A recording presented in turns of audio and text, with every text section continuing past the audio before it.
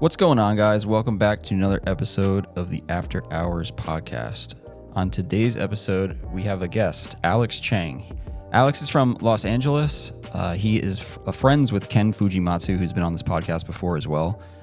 We actually might have talked about him on that podcast, so you might want to check that one out before you listen to this. But we had no idea who Alex was. So Alex was just a friend of Ken's, but Ken was very adamant about having Alex on because he thought we would learn a lot of stuff. And to be honest, he was 100% right. So I hope you guys enjoy this one. Alex is, he has a pretty extensive background in the automotive industry, at least in our scene, our drifting scene. He worked at places like 5-Ziggin, Phase 2 Motoring, FR Sport, and he also was involved in, I believe he was involved in SoCal240sx.org, which is one of the first forums for 240s. He started in the early 2000s, and there's a lot of history in this podcast, so I hope you guys enjoy it. This podcast is sponsored by East Coast Drift School. East Coast Drift School is a driving school focused on learning the art of drifting. Conveniently located at the greatest drifting facility in the United States, Raceway Park in Englishtown, New Jersey. Raceway Park currently has 3 tracks, so you will have a few options to choose from when setting up your lessons. Chris Knapp, who is part of the Raceway Park family, will be your teacher as he guides you through car setup and technique. If you are more of a seasoned driver, East Coast Drift School is also the place where you can get some extra seat time. Chris allows private track time with no instructing as well, so that you can get some test and tune runs in before that big event or competition you have coming up. Instead of spending the night dodging the police with your boys, consider signing up with East Coast Drift School the next time they release their schedule. Chris releases the schedule on the 16th of every month through Instagram. Make sure to check them out, give them a follow, and shoot over a direct message when you are ready to set up a date. You can find them on Instagram at East Coast Drift School. This podcast is also sponsored by Automotive Specialty Wraps. Looking to have your car ceramic coated or wrapped? Look no further than Automotive Specialty Wraps. ASW is a company specializing in paint protection film, vehicle wraps, ceramic coatings, and window tinting. Owned and operated by car enthusiasts and drifters, their technicians have over 10 years of experience in the industry. They are located right off of Route 208 in Fair Lawn, New Jersey. Other than window tinting, which is something we all need at some point, it was the ceramic coating that really caught my attention back when they reached out to us. This coating basically gives your car's paint extra UV protection while also making it shine. Wax only lasts a couple weeks at most, but ceramic coating lasts for a year or even longer. Honestly, this stuff is like witchcraft to me. Julian came down here one day to explain how it works and how it compares to wax, and I was pretty stunned. They perform a full 2-stage polish to the car beforehand just to make sure it's in perfect condition before applying the coating. As mentioned, they also offer window tinting and paint protection film installations. Now, everyone knows what window tinting is, but these guys offer carbon or ceramic window tinting depending on your goals with the vehicle. Paint protection film, or PPF, is a great idea for those new vehicle owners that don't want to watch their investment get littered with rock chips. Also, keep in mind they are capable of getting liveries designed and installed as well as full vehicle wraps. From protecting your tow rig's exterior to full livery installations on your drift car, they have you covered. You can contact them over at automotivespecialtywraps.com and make sure to give them a follow on Instagram at automotivespecialtywraps.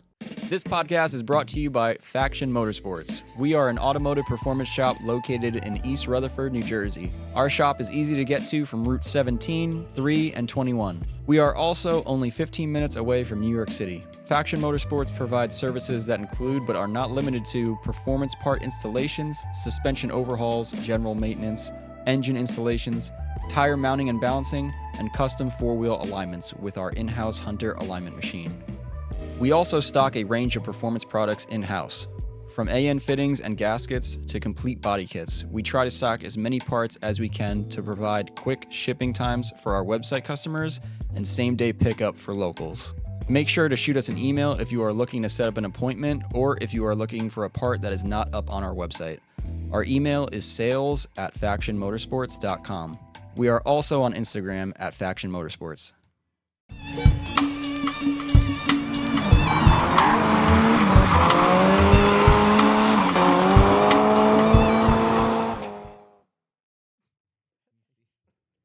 Is it a little sweaty? Can we smoke in here? Can we smoke in here? Can I? No. Oh. All right. Well, welcome everybody to another episode of Faction After Hours. We're here to bring you another guest. Tonight we have a mystery. Okay. A man. We have Alex Chang, otherwise known as Mav1178, from a lot of your favorite forums. Your Favorite? dude, Defunct. those forums. Defunct. Oh, are they all like kind of Yahoo groups. What is that? Yahoo Exactly. groups. GeoCities. That's like before forums, right? Yeah, pretty much. Jesus. This was Yeah. after mailing lists, before forums. Okay, so one, thank you for coming on the Yeah, pod. thank you. We always try to say thank you first. And we also have Ken. Sorry. Ken's here. Ken Fuji. Ladies and gentlemen, we have Ken Fuji. Malcolm doesn't have your back for that. You look like an idiot. I'm literally like, but I feel like Ken, you're pretty regular on here now. Like, It's my second time. you have a good following on here. Do I? Yeah, you can tell good stories. You got a good podcast Well, voice. thank you. It's a good time. Yeah, your podcast was good. Oh, I appreciate that. Yeah. It's calm. Actually, that's why. Ken's podcast was the reason why, was the inspiration for me being here. You're Yeah. like, yo, I gotta be on there. I gotta top. Because I was gotta at top work, and then I'm just playing Ken's podcast in the background, and I'm like, oh, this is cool. And then I texted Ken, Yeah. and I was like, What do you? So what do you do for work? And Now? you can leave the companies out and now? shit like that. Oh, Yeah. no, I work in the tech industry, distribution. Okay, and then Like prior. the tech version of Turn 14. Okay. No, actually, no. I should, That's I actually should no, rephrase. that's a pretty accurate. Well, for car guys, Turn 14, yes, because it's enthusiast products, right? But if you're actually just selling OEM parts or just parts in general, you would be like IMC World Pack. That's a different. Oh, okay, yeah. That's like Oh, that's that's like if you go into a regular mom and pop or Yeah. O'Reilly's whatever, and they say, oh, we have this alternator, we can get it here in 4 hours. That's the distribution that they buy from, Yeah. right? So those are the larger distribution that nobody knows about. Damn, we don't have O'Reilly's up here. O'Reilly's prices are way better than AutoZone, Advanced Auto AutoZone. Parts. I know And AutoZone, Advanced Auto Parts, same Advance, thing. all that Yeah. shit. You go in and you buy an alternator for your Nissan Maxima, right? Stock, whatever, right? And they can say they can get it in 4 hours. That's the distribution. Why that did you they say use. Maxima? Is that an alternator that's I used don't know. by I just- people? I just thought of like a generic car that people would know. like a He's got part Nissan that- on his brain right Let's now. say Yeah. you bought a J30 diff. Right? Right? But no, yeah. So we're with this podcast. What I was really aiming to have is like a glimpse of, I guess not what life was like, but you were in there in the beginning. Like you had, you're 240 now. I kind of like stalked Alex's page real quick. I'm like, Yeah, look I at this, checked- I checked look it at out this, too. look at this museum piece. What the fuck is this? And it's got like every option. Your steering wheel is Yeah. like. It's a weird build. Yeah, the steering wheel alone, I saw that and I was like, damn, he went that far. Very Oh clean. no, I though. waited 12 months for that steering wheel to show Yeah, up. see, because yeah. Nismo wouldn't fulfill it. Yeah, no. Yeah. But yeah. The car is relatively stock looking, but it's like mint condition, right? Like really Oh, no. mint, like very meticulously Like- mint. Exhibit A, for example, I told Ken on the way here, I spent $1,600 on paintless dent removal alone. yeah. What? 1600? because I didn't want to repaint the car if possible. Is it Oh. the original paint? For the most part, it's original. The front and rear ends had been repainted, most likely just because of like regular bumping into stuff, and then the paint cracks on the front, the stock bumpers, you know. So there's like overspray in the front. I tried to get my detail guy to fix it as much as possible, but I ended up spending money to have PDR instead of paint. Yeah. Jeez. Because the real problem with paint is, as you know, is some of this stuff. It's like the moment you pull it off, you can't replace the trim. My biggest concern was the rear hatch. Okay. The rear hatch, The- the trim, the trim around the glass. You can't Yeah. get those Oh, anymore. shit, So you yeah. actually have to do like Yep, There it there is. it is. Yeah. Yes. Yeah. Oh, Jeez. yes. Yo, look at the fender gap. Look at the fender gap. I like to point out. No, Yeah, it's actually, there's one problem with this car as is, which is the fender liner. So, and I have see to, there's- I have yeah. to explain this. I pulled the fender liner off because in 2 weeks I need to move my car to store it somewhere for 2 weeks because I'm getting my roof replaced, and in the meantime there might be stuff falling down in the garage. So I don't want them to damage the car. So I'm moving the car. But I do have a small little dent that I need to fix on the inside of the fender. So I took the fender liner off so that the detail guy can get the PDR guy to fix it for me while he's storing it for me. Dude, that thing is I don't think I've ever seen Less than 96,000 kilometers, Canadian car, so 59,000 miles. So your goal with this car is just to pretty much have like an immaculate OEM car, right? Doing a different build in this this year, 2024, right? Or 2020s. Yeah. different kind of build because not everybody wants to do this type of preservation. Yeah. Restoration is the one thing. Restoration is like you pull everything apart, you repaint, whatever. But preservation is different. Damn, so this is not a restored car; it's a preserved car. Yeah, That's like an the- interesting take. Like the rear hatch spoiler, I found a brand new one by accident, and then the original one was like rusted. Yeah. yeah, they So I- they wear out down I there. took the whole thing off, had all the rust repaired, painted, and put on a brand new stock spoiler. Wow. Jeez, Where did you find this car? that laughter is hell. You bro. I wasn't even looking for this car. That was the worst part. The car found you, Alex. My friend Kevin in Idaho sent me a link on somebody selling this car in Vancouver. What platform did you? How many On years Facebook. ago? On Facebook. Oh, okay. This is newer. This was middle of COVID. This was like summer of 2020, and I wasn't even looking for the car. And basically, my other friend that's in Vancouver went to go look at the car for me and told me everything that was wrong with the car. And I decided, you know what? I'm bored like everybody else, sitting at home doing nothing. Yeah. I'm just gonna buy a car. So you were part of the reason why the prices went up. No, I'm just kidding. I'm just kidding. I'm just I know. kidding. The guy. Those bored people, those are the ones that it's like, oh, you know what? Cars are actually kind of dope. Because that was me. I was in COVID. I sold my drift car right when COVID started. I think that's what started COVID. And then and then I sat inside and I'm like, damn, it'd be real sick if I had a drift car right now because everywhere is empty. Yeah.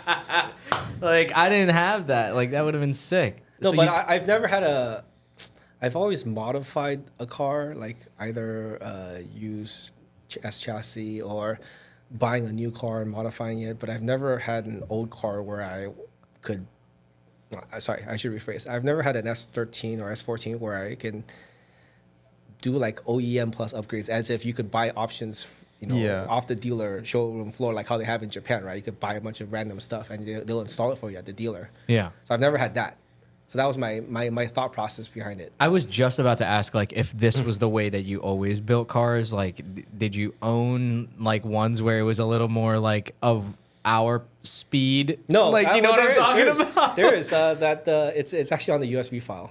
Oh hell yeah! Okay. But Yeah, if you open Alex it, brought a bunch of photos and stuff on a USB drive, and to my knowledge, anytime so far somebody brings a USB drive here, Ken, it's like really like cool stuff to me, just because Yeah. it's stuff that probably wasn't fucking on Instagram or something like that. Like it's cool stuff. But So I wait, bought- is this the drive? yeah, this is We opening up the drive. It's titled Faction. What's Shine Street? Yes. Okay. So real quickly before you get to the individual photos, but the car that I sold to get the current S13 is actually the BMW. That's a M5? No, it's a 540. It's a 540. 540 i6, like a 6-speed. So the 540 is basically the poor man's M5. Yeah, Right, my cousin had one. It's instead of dual, it's single Vanos, no LSD, no quad exhaust. This is a fucking nice photo. Sorry, like this is like a background I, photo. I just took it with a long zoom, so So Alex also does photography. Oh, okay. For fun. Yeah, that's quite evident For fun. here. but the license plate number on this car is wannabe M5 because it's like a poor man's M5, right? You have all the benefits of the M5 minus the Price. 400 horsepower. And the price. Yeah. M5 price now is crazy. There's an old No. guy in my neighborhood that just drives one around. Yeah. The M5 prices have always been crazy, but BMWs of that era, you always had one or two things. Like you had to fix the Vanos, you had to fix the bearings, Cooling like, system. Like the E46 M3, it was always like the first thing everybody asked is like, "Oh, did you do the big three?" It was like the rear subframe, the bearings, and something else. There was always three things you needed to fix on the car. After Even the it hit, like, E92 wasn't you had to fix the main bearings. Yeah, Yeah, rod oh, yeah, bearings. so, yeah. You got to do the rod bearings. So every generation of car almost- always had their issues, right? Like the early Yeah. DSMs, you had the crank walk issue, where you had the crank would just literally walk sideways. I feel like German cars are even worse, to be honest with you. It's worse because their it- issues are usually literally like, you need to do this right now. it's gonna die, or your car's gonna break. It's gonna literally The explode. Japanese problems are like, you got to do this before you have 700 horsepower. Like, Yes, that's yeah. a good point. or like R34s. Like people don't realize R34s are actually a semi rust bucket waiting to happen because Well, of the way the chassis was put together. there's a couple of spots underneath the fender where it just collects moisture. I'm not surprised. It's a And- Nissan.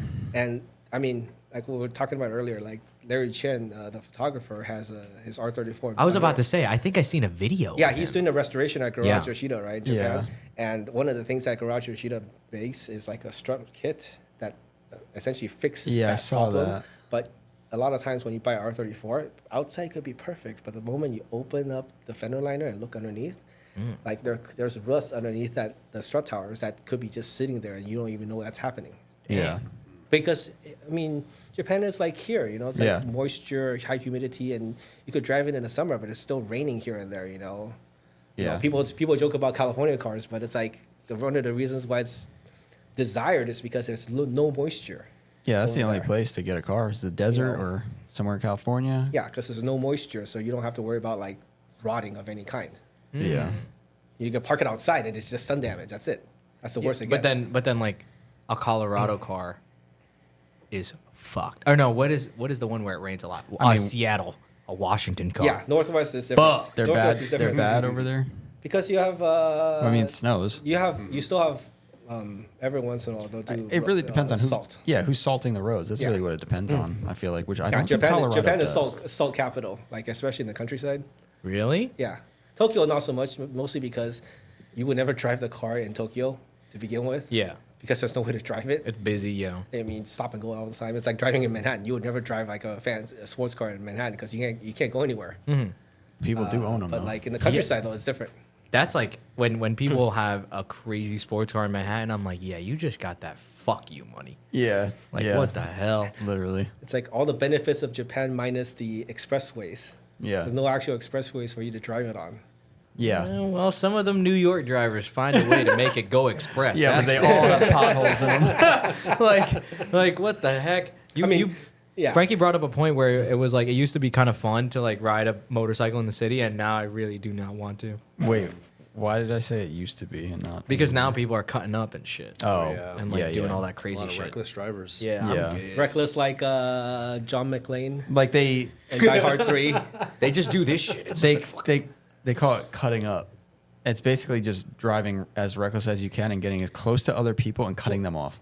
But is it worse than John McClane in Die Hard 3? I don't know because I never even seen Die Hard 1, which is bad. I know. you haven't watched none of the What? Die Hard Nope. movies? Die What Hard the 3, fuck? Die Hard 3 is in New York. You're a movie buff. I know. It's one of the best You're Christmas literally- movies. I know, right? I gotta watch it on and Christmas. Tommy Tower. Yo, No, don't Die look Hard to is not a Malcolm. Christmas. Wait, did you say Die Hard is a Christmas movie? It's a No, it Christmas is movie. not. Hey, It is a Christmas Ken, movie. Ken and I are on the same page. No, it's I not. think We it is, understand. right? That's what I Yeah. heard. Yeah, it's the happens best during Christmas party. movie ever. Yeah, I know Christmas they put it on ABC every year. Christmas. I'll watch Yeah. it. Every year. Like Home probably Alone's a good. Christmas I just don't think movie. that's a. It's a perfect movie because you have drinking while pregnant, people doing cocaine at Christmas parties. That's perfect. That sounds like a great Christmas. Malcolm, could you find a YouTube video of someone cutting it up? No, just there's no. Actually, the best thing for this is actually a channel on YouTube called Honest Trailers, What is that? and it's just like Oh, they- yeah, it tells you exactly what yeah, goes. yeah. It's like a parody of it, right? But I Honest just Trailers, want you to see how insanely like ridiculous this is. There's no way that they're not doing this in California, bro. I don't know. I never seen this shit. Wait, is this other- the actual? Wait, what is this? No way you put this. Wait, Throw it all the way further down. wait, all the way- Cut what through is the clip. this? Why does he know this video? Oh, is this New York? Oh! This is what we mean by cutting it up. Oh, yes. I've seen this video, these types of videos before. Is this like the no hezzy shit? Yes. It's a settle in real life. How did they do that? This is like people trying to be like get away to Stockholm. This is Ooh, just Yo, bad. that was a really old video. Oh my god. So yeah, these I'm people old. I'm basically sorry. they murder families and yeah, it's fun. It's a fun time. So it's least- like not fun being At least there. get away in Stockholm. There was nobody on the streets, and it was just Yeah, like those yeah, those that's videos. different. It's always like it's These guys dead won't empty. do this unless there's people on the street. Yeah, it's like they wait. This is like part of it. people have too much money. Like he just hit him. Now And you're he's gone. just gonna drive away. Yeah, you're by. You're by. Like, yeah, it's a weird. So when you ride a motorcycle in the city and you know that this is happening, you're Yeah, just like, no. I don't really want to be on the road anymore. Yeah, because they're gonna get as close to me as possible, and Yeah, I'm and on they there. don't care if they kill I'm you. on there, fucking. It's very weird. I don't know. Oh, you can't see me on that thing. It's a very weird culture. This is Yeah. actually Front Street Josh on the way to work. Yeah, so I don't know. It's Yo, kinda look weird. how dark the tints are. What the fuck? This shit just Yes. makes me- Oh, that's a turnpike. No, this it's just not. makes me angry. I'm just kidding. That looks like the BQE or something. Don't worry. We on the West Coast we have takeovers. Do you have shit like this? No, they have No, takeovers. we have takeovers where somebody just blocks off an entire Yeah, intersection. we have that we- too. I got, we have I- that too. I got yeah. stuck in one of those actually one time. Really? Okay, what was that Right. like? It was just like, okay, here's people doing donuts in the middle of a large intersection, and nobody can go anywhere. Yeah. So you're just sitting there. And then you call the cops, and they don't. Here's the thing: LA cops are always like, they won't show up until they have enough force to counter whatever that's going on. So if there's like 10 cars, they won't show up unless they have 20 cars ready. They Oh, won't nice. they won't just Buys show up you with some one time. car. Good because- to know that. Good Right. to know. weird So, tactic. so then if there's not enough police officers around, right, they're just not going to show up. Why don't they Yeah. just nut up and go stop the thing? You're a cop. What the fuck? Every time I'm in California, everything's on fire. That's all I know. Yeah, like what? That is the weirdest thing I've ever heard. NYPD would be up in there. Somebody's. I need Nick here to explain. Yeah. Fucking swinging the fucking. I don't even know what he would say. Like, NYPD would not. Yeah. Yeah, they're not gonna wait for their buddy. Like, Yeah. what the fuck is going This on? is like, the- I'm in trouble. They would here. just shoot them. These Yup. are Yeah. Yeah. This is the pros and cons of urban sprawl. Yeah. When urban everything's- sprawl. When everything is too spread out. So Yeah, yeah, Alex, LA bring is that mic definitely closer like to you. that. LA is crazy like 'Cause- that. 'cause Swing if I- that mic a little closer to you. Because yeah, if yeah. I was No, you don't have to move forward. You can move the mic. That's the beauty of the See? stand. I don't do podcasts. That's why this is all very new to me. I'm just used to yelling at something, so it's just this mic right now. This is natural for like Carl. this. Yeah. This reminds me of like Ace Ventura when he's like, Solid movie reference. I haven't watched that movie in a long time, actually. Ace I have Ventura. seen that movie. Einhorn. You're a and Finkel. movie buff. I know you are. That's why I'm surprised. I'm so surprised that you've never watched Die Hard, and I have. I don't know. Christmas movie. I want to watch it during Christmas. That's, Yeah. Do it. Do it. Do it Yeah. now. We should do a Die Do it Hard now. Do it Christmas now. podcast. So hold on. One of the things that I do know about Alex that we were speaking about earlier was, and Ken has mentioned this because before Ken would just be like, "I have this friend. He was the one who brought those wheels over." Because I love 5-Ziggin wheels, 5-Ziggin wheels. 5 Zygon. Oh, you were over For the there. longest time it was Go 5 Zygon. Zygon. So it's five. So what is it for real? Go Zygon. It's Go go, Zygon. it's Gold Zygon. Yeah, Zygon. go Go Ziggin. Ziggin? It's Gold Zygon. Hell yeah. Sorry, my throat's a little bit scratchy from the flight, so We've I been- got you. We've been messing that up for a long time. I was like, go yeah, like five in Japanese is go. yeah, but go. So I had a lot of those wheels, and then Ken was just happened to be like, oh yeah, he would import. He imported like he was irresponsible for bringing that wheel Really? here, and I was like, what the fuck? What the hell? Is that correct? Does that hold water? For the most part, I mean, okay, so I mean, I I brought worked him at- on my carry-ons. So I worked at 5 Ziggin.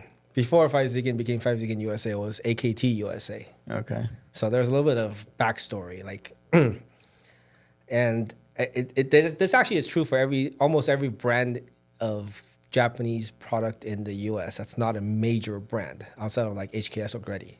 Right? But even Greddy still has other stuff that they bring in, like Yeah. Rocket Bunny and other stuff, right? But back in the 90s, there was a lot of companies on the West Coast where they would just like consolidate, bring in all these other random small stuff. Like before 5 Ziggin, it was a company called AKT USA. Akuto was a Japanese company. It was the US office of the Japanese company. Before that, it was another company called NKNA Crimson. And if the name Crimson sounds familiar, it's because Sparko wheel. Crimson is wheels. Yeah. And NKNA Crimson was like the U.S. company, and Crimson Japan was like the parent company. Okay. And so what it was just like none of these brands by themselves you'd be able to sell in any volume to make any money, right? But you would just consolidate them, put them in a 28, 40-foot container and bring them over and sell them, right? So it's like wheels, Racing Sparkle was one of them. There was a lot of other stuff like there was a big book in the 90s and 2000s ish that was called Auto Gallery, and it was like a big, like it was like this big, like really thick too, and they would publish it every like year, but it would just be nothing but wheels. Every single possible wheel you can think of in Japan. Whoa. Imagine like the Hyper Rev Yeah, that's thing, except nothing but wheels. But what it was just a catalog of nothing but wheels. And then how would you order them? You message, you email, you mail in? So in Japan, there was like 2 or 3 large distribution companies that you would buy from, and then a handful of other smaller ones, more or less, I guess, depending on your relationship with the companies. And you would just order the, wheels that was in that book, because that book, if I remember correctly, was available from a single distributor. And Imagine that. and then if you flip through it, the first few pages are always like the top brands, TRD, Nismo, Raze, whatever, right? And then you start getting into like the more obscure brands, things that you never heard of. Amistad. Like for example, there's a Facebook group called Backshelf, right? Backshelf. Backshelf, yeah. Not Backpage. Backpage. Wee woo, wee woo. Craigslist. Backshelf. Like there's a lot of like old nostalgic parts, whatever But one of the things that people share are like all these like old wheels, right? Like from my perspective, it's like, I mean, not to say how old I am, but I was about to ask because you look But- I was gonna ask you, about hey. 40. Asian no raisin. That's why you look 38. Yeah, Yep. sure. But back then it was just like there was all these wheels, right? And then from my perspective, it was like all these brands of wheels. Like back then, I didn't personally care for them. Yeah. Like when Racing Sparkle were around, it was great, but I personally didn't care for it. But it was just one of those things where it's just like all of this stuff was available in the background, right? And then NK and Crimson became, I don't know specifically how they evolved into AKT USA, but AKT USA came around and they were importing 5-Ziegen back then when it was 5-Ziegen was the brand, but the company itself was called Dijon Cars. Dijon. Dijon, Like the Dijon musty? mustard, like the mustard. Dijon, Yeah. Dijon Cars Fancy. company. Yeah, that shit sounds Ltd. French. Correct. Give me the Great Poupon. Pardon me. Do you have any Dijon wheels? No, but like the logo itself was like this like multicolored like triangle with the Dijon Cars in the middle. It's a kind of a weird logo. And then at some point they evolved and they rebranded their company and became 5-Ziegen International, which is their current version. But then, yeah, I was one of my high school friends. To illustrate how old I am, I guess, one of my high school friends, because I graduated high school in '96. Okay, I was 1. Holy, Alex! I could be your father, if I'll I call had you it. daddy if you want. Okay. All right. Okay. That got weird. It's like, boy, that escalated quickly. Yeah. But no, one of my high school friends, his across the street neighbor was the president of NK8 Crimson. His name was Hiroshi, and so he started working there. And then there was one year when I needed a job during the summer, and then he ended up asking me if I wanted to work at AKT. And then back then it was just like we were importing 5-Ziegen, but it was like small stuff in the background. But we were also importing everything else, like Stoves various- and pots various- and pans and shit. various multi-piece wheels, for example. Oh, okay, still wheels. Okay. Like Riverside Company. They had Oh hell yeah, like Like- all starts and correct. shit. All of that stuff was that time frame. Oh, So that was yeah, that- dude. that was Those stuff are all my favorite wheels. That was stuff I was bringing in. Like I was looking at on like a daily basis. Damn. Like at one point, it was just like, oh, someone so and so wants this wheel, but they want a specific offset, or they want a specific dish. Yeah. Because of what brake car are you components. putting at? Were then- you into cars by this point? Yeah, I was in the cars, and so at that point I was just like, oh, I was learning from like the sales manager Miguel. He was like, yeah, this is how you disassemble a multi-piece wheel. So this is a brand new multi-piece wheel, like the silicone bead. You basically cut the silicone, cut the bead out, and then you disassemble it. And then you pull the face apart, and then you clean the inner and outer disc halves rather, clean it up, and then you reseal it. That's it. There was This no, is what you guys are doing when you get a custom order. no, not so much custom order. What it was, oh, somebody wants a certain wheel. We just so happen to have these other sizes in stock that could be pieced together to make this wheel. No, because it's important because when you buy a brand new wheel from the factory, that's how they make them anyways. Because Yeah. the actual face is only one type of face, Yeah. like high, low, medium disc. Yeah. And then the barrels themselves are just like no different than what people do nowadays. It's like, oh, I have a so-and-so wheel with a 4-inch barrel, 3-inch barrel, whatever, right? This is what they have at the factory. That's how they piece together the various sizes. That's all it is. There's no rocket science behind it, right? And so we were just bolting and unbolting wheels together, and it was just like, probably the only thing was, back then it was just like, oh, you just, whatever pressure the impact gun was set at, that's how you torque it. Please, no, don't be doing that. If you're listening to this podcast, don't do that, because then you're gonna have. It looked like it worked. No, nobody complained. Nobody wrecked their cars. Nobody did anything, you know? No one complained. How are they gonna reach out to you? We've definitely done that on our wheels before, on our cars. Yeah. But- I've definitely done that before. That's the assembling part is shit. The wheels on the car right now, they're only 2-piece, so I don't have to worry about that. Well, 2-piece can be made in a 3-piece, right? Sometimes. Yeah. Or is that? Yeah. No, wait. Is that how it goes? I forget. Two-piece into 3-piece, it's possible depending on how wheel. the construction is done. Because Yeah. it's 2-piece. There's 2-piece bolted and 2-piece welded. 2-piece welded, no. I By the don't. time you cut it out, you would have to do You a lot of messed it machine up. work. You have to Yeah. do a lot of machine work to rebalance it. That's the main thing. Yeah, now mine is welded, and that's why it's nice to have a little baby JZX like the Altezza. I'm not going to talk about this on here, Little Carl. baby JZX. You're really yeah. trying to probe me, but I'm not probe. You like that word, right? Ew. I'm not trying to do nothing. Carl here. thinks he has a JZX, but he has an Altezza because that's the name of that car. But there's a 1J in it, and the front subframe is a JZX 110. The rear is a JZX 110, and the front is like very similar to. Ken, can you tell him that he doesn't have a JZX? Dude, it pulled up. Ken, you don't got to tell me It has the nothing. wrong Jay-Z in there too, right? That shit is the right 1J. You're That missing is- one of the J's. That's Yeah, he's delusional. Dude, I finally got to drive it here. That's why I knew Alex was coming, so I was like, okay, let me bring like not my Koya. Yeah. Although I would miss the Koya today, dude. It was 90 fucking degrees sitting in the IS. Fuck that. Alex, did you have a car at this point when you were working there? Yeah, what were you driving during? I was driving a 240sx by this time. Oh, shit. I actually had my first 240 I got in 96 in my senior year of high school. Hell yeah. But there's a weird Wait, we got to talk about this. What S13 or S13. so this car was 2 years, No, 3 years, 4 it years was a old. 93 S13, but 93 model years means that it's sold in 92 at some point.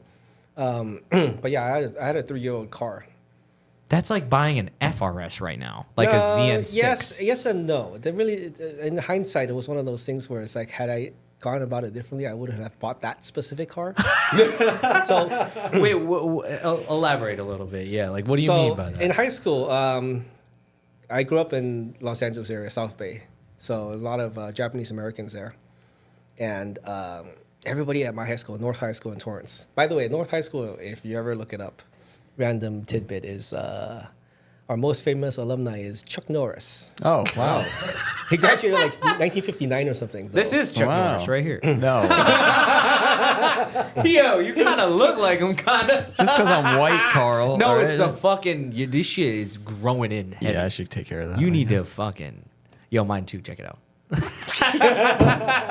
Yeah, after like you and me, after like 3 weeks. 5 years combined. Yeah. Like, dude, to get that, Alex, realistically, we can. Yeah. No, okay. we would have to go the Beavis and Butthead route Wait, what is that? because there was an episode of Beavis and Yeah. Butthead where they saw ZZ Top in a music video and they're like, oh, chicks dig facial hair or big beards, whatever, right? So they went to the mall and had their heads shaved and glue. and then super glued the hair to their Yep, face. that's exactly what we would have to do. They did that on Yeah. Jackass too, but it was pubic. But this Yeah, was- they did do that in Jackass. But But this they was, didn't tell until the end. Yeah. but this Nah, was not Beavis until and Butthead, so this was mid '90s. So Yeah. it may have predated Jackass. They Yeah. copied him. It Jackass definitely- copied him. yeah. For sure. So Yeah. what were the we fuck talking were we about? even talking Oh, about? we're talking about your car. Fuck. First car. Yes. So yeah, no, back in high school, everybody was into Hondas. Oh, Racing Hondas. Like this was Yeah, we've heard keep we've in heard this before from 92 to California 96 people. Accords, right? For example, like like the the boxy one, CB7. the boxy Accords, because Accord had a DC, right? DC? no, it's a H. If I remember, it was a H22. If I remember correctly. Yeah. Oh, the engine, yeah. Oh, engine. that's the Prelude one. Yeah, it had the same basic Yeah. block. As But it's the one where it's The shaped 18C. like this. Yeah, it's a- like a Rectangle. like Like the if a front, kindergartner like drew the a front end car. looked like a Sylvia. Whoa, S13 whoa, Sylvia. whoa, It's like whoa, whoa, boxy. whoa, whoa, whoa, Probably whoa, Alex, did. I'm gonna have to stop you right there. It did not look like a Sylvia, dude. It probably did. So No.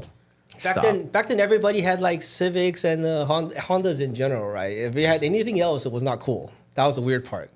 It was really weird. Really? It was. What if you had a that- Mark IV Supra? Oh, okay. I had a couple.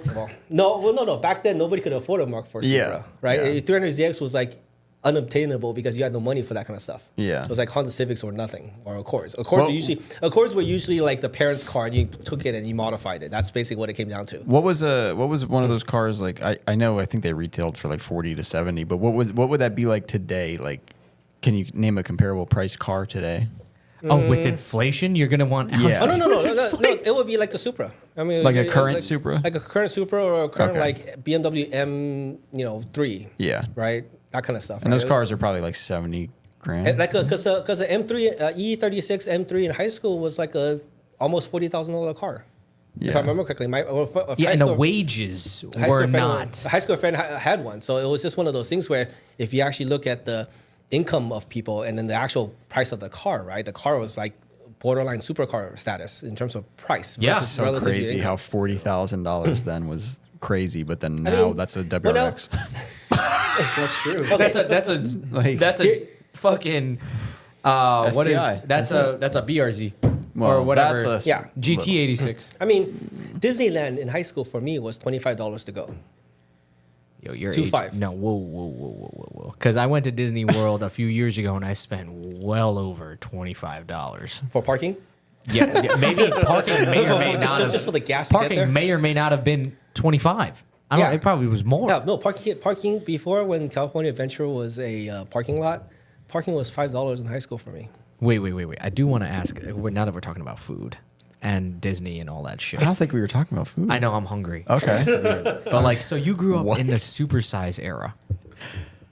Supersize was still Yeah. around till No, like that was I was in high school. Super size was after, but When was supersizing think- done? Because I need that back. 2000 something. roughly around 2000. I missed that. I need to get on that. I wish they would bring that back. You are McDonald's. very hungry. I'm starving. Okay.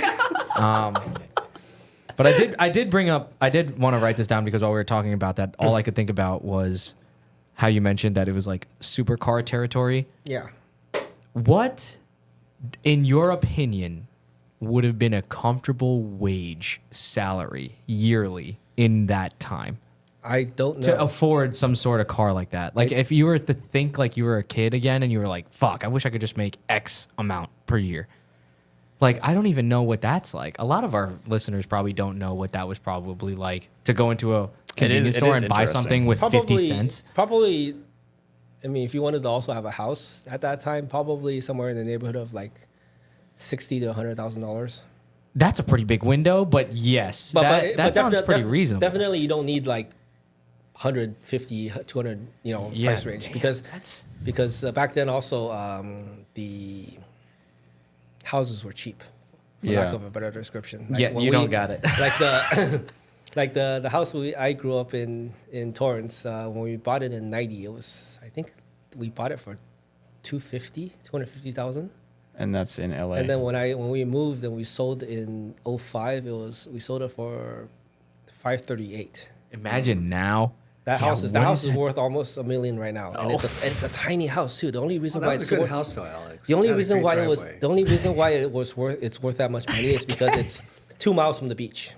yeah. Holy shit, that has Yeah. got to be a It's pretty probably expensive. over- it's probably over $1 million. Maybe 3 miles from the beach. Sorry, it's not that close, but it's next to the beach. It's near a the nice beach. driveway in that. That's got to be over $1 million now. I feel Yeah, it's like no. Last I checked, it was like 950. Jesus. Yeah, that's to us. And they're all like single That's a level million. houses. Oh, no. Usually, right? Not 1,100 square feet. Yeah. Small. The lot is- 1,100. That the is lot- what my house here is. Yeah. Yeah, but it was like one bathroom, technically 2.5 bedrooms. One of the bedrooms was like a walkway. I visited Santa Cruz once, and the house was probably the same as that, like a mile away from the beach, and all the houses were very simple. And honestly, I would never want to live in one. And I'm like, how much are these houses? And they're like, oh, over $1 million. I'm like, oh, I'll see you later. I'll never be here again. All about the location. That's Yeah, fucking insane. Yeah, but then you also have to never worry about like extreme weather. Yeah. It might get hot, right? Yeah, it's nice. It's fine. There's wildfires and that kind of stuff. But Yeah, you just might lose I your just house to hope- I just- wildfire. Or you might fall into the ocean from an earthquake. as long as you don't. I mean, that's why people are saying Los Angeles and not Santa Cruz. That's the Yeah. other thing too. Santa Cruz is a fire hazard, like downwind. Ironically, Yeah. the place that Frankie visited is the place that is the one that lights on fire. And a lot of California lights on fire apparently. Yeah. But yeah, I don't know. Everyone's waiting for that one earthquake, right? Yeah, but What? then- Who's? That's thing. gotta be there's a not thing. good to say. There's a thing. They're all waiting for the one, big one. the big ones. The way- What for the tectonic plates to No, shift the Yeah. and then break California off? No, because the San Andreas fault. The last time the south part of the San Andreas fault had a major earthquake was like in the 1850s. So they're like overdue at this point. That was a hard restart. And it's when like that happened. it's like that fault is like magnitude 8 or higher, like earthquake wise. it's coming. Dude, So, I would be hey, fucking panicking. ni- I ni- would stay away from that place. 1906 San Francisco earthquake was San Andreas and it wiped out the entire city. Yeah, that's crazy too. If you want to do some history, Yeah. that earthquake was crazy. Fuck. So I'm full of very useful or very useless information. No, it's great information. You ever sat through like an earthquake there? Because we had one here Oh, like a few. definitely. Oh no! My very first year in the U.S. in 1989, I lived in Arcadia next to Pasadena, and there was a 5.0 earthquake that hit in Pasadena, and I was on the second floor of an apartment building, and it was like the biggest shake I've ever had in my life because I was right on top of a 5.0. Did you Right even? outside the epicenter. Huh? Yeah. It was like not even like a quarter of a mile away. It was like we're practically right on top of it, and it shook like crazy. How much do you think the building moved? Well, I mean, Probably moved. So we had a bunk bed and the top mattress slid off. Nobody was on it, but the mattress is like, Dude, I would freak out. Dude, well, what was the earthquake that we had here? Do you remember? Does anyone of you? 4.8. 4 something? Right? It wasn't high. It was, but but it was higher than- the epicenter Yeah. of that one was my house. oh, you felt it pretty. Yes. So what did you do, Carl? This is how it went. This is what it went. I opened the bathroom. I sit down. Morning. Sitting there. Fuck. I was on a plane to go to Japan. You're about to leave. We're on the runway. Frankie is at Newark or JFK, wherever the hell, and he's in a plane. Newark. I'm taking a shit. And was that It's Eddie. It's our Oh, fucking okay. live Sorry. He audience. thought it was funny. Yeah. But I was taking a shit. The earthquake happens in my office, like where I work. The quarry across the street, when they do a quarry blast, shakes the building. Oh, so you already know about So that. in my opinion, I was sitting there and the fucking like my bathroom is like, It's that bad? and I was like, oh, there's a quarry. Wait a minute. And I was like, wait, I'm at home. I'm very far from that quarry. What the hell is going on in here? How much did it shake? Like, were you... It was enough where it was fucking like moving. Dude, I've never been in an earthquake. And then Pat like knocks it. Yo, what you doing in there? and then like it was just so anything higher than that, I'm assuming would just be pretty violent. Yeah. Like I mean, really okay, violent. So to put this into perspective, 1989 when San Francisco had that earthquake during the World Series, it was like I forgot it was like a 6 point something or 7 point whatever, however large it was. We're going It was crazy in, style. It was in San Francisco. Okay, I still remember because it was in the afternoon and I was home from school. I was just watching TV and I felt my house slightly move. Something was off and something moved. Yes. And that later on that day on the news, they were like, "Oh, there was a major earthquake in San Francisco." So a magnitude. I mean, we're 400 miles away from San Francisco. oh my God. So for me to feel that, and earthquakes are kind of like decibels in the sense that it's not linear. Yeah. When you go up, it's magnitudes. It's exponential, basically. Yeah. So it's like when you go from 6 to 7, it's like I forgot the scale, but it's like 4 times more massive. Oh. So it's not, it's like it multiplies Yeah, by. correct. And then also, if the earthquake, the movement was up and down versus side by side, that also makes a difference. Up and down is probably better. The side by side is actually the ones that you feel the most because it drags out over time. And San Andreas is a slip fault, so it goes side by side. It's gonna go move side by side like that. And that's the thing that's overdue. Correct. All right. Well, I have some Californian friends. I got a pretty nice basement if you fucking need some place to stay. Jesus. Could be worse. You could be in Japan where you could just have earthquakes all the time. Yeah. Fuck that. Yeah, Japan is different. And then a tsunami. I wonder if right when the Philippines had earthquake's earthquake. over, you get a tsunami. They got earthquakes in Philippines? Yes. Yeah, They definitely. do?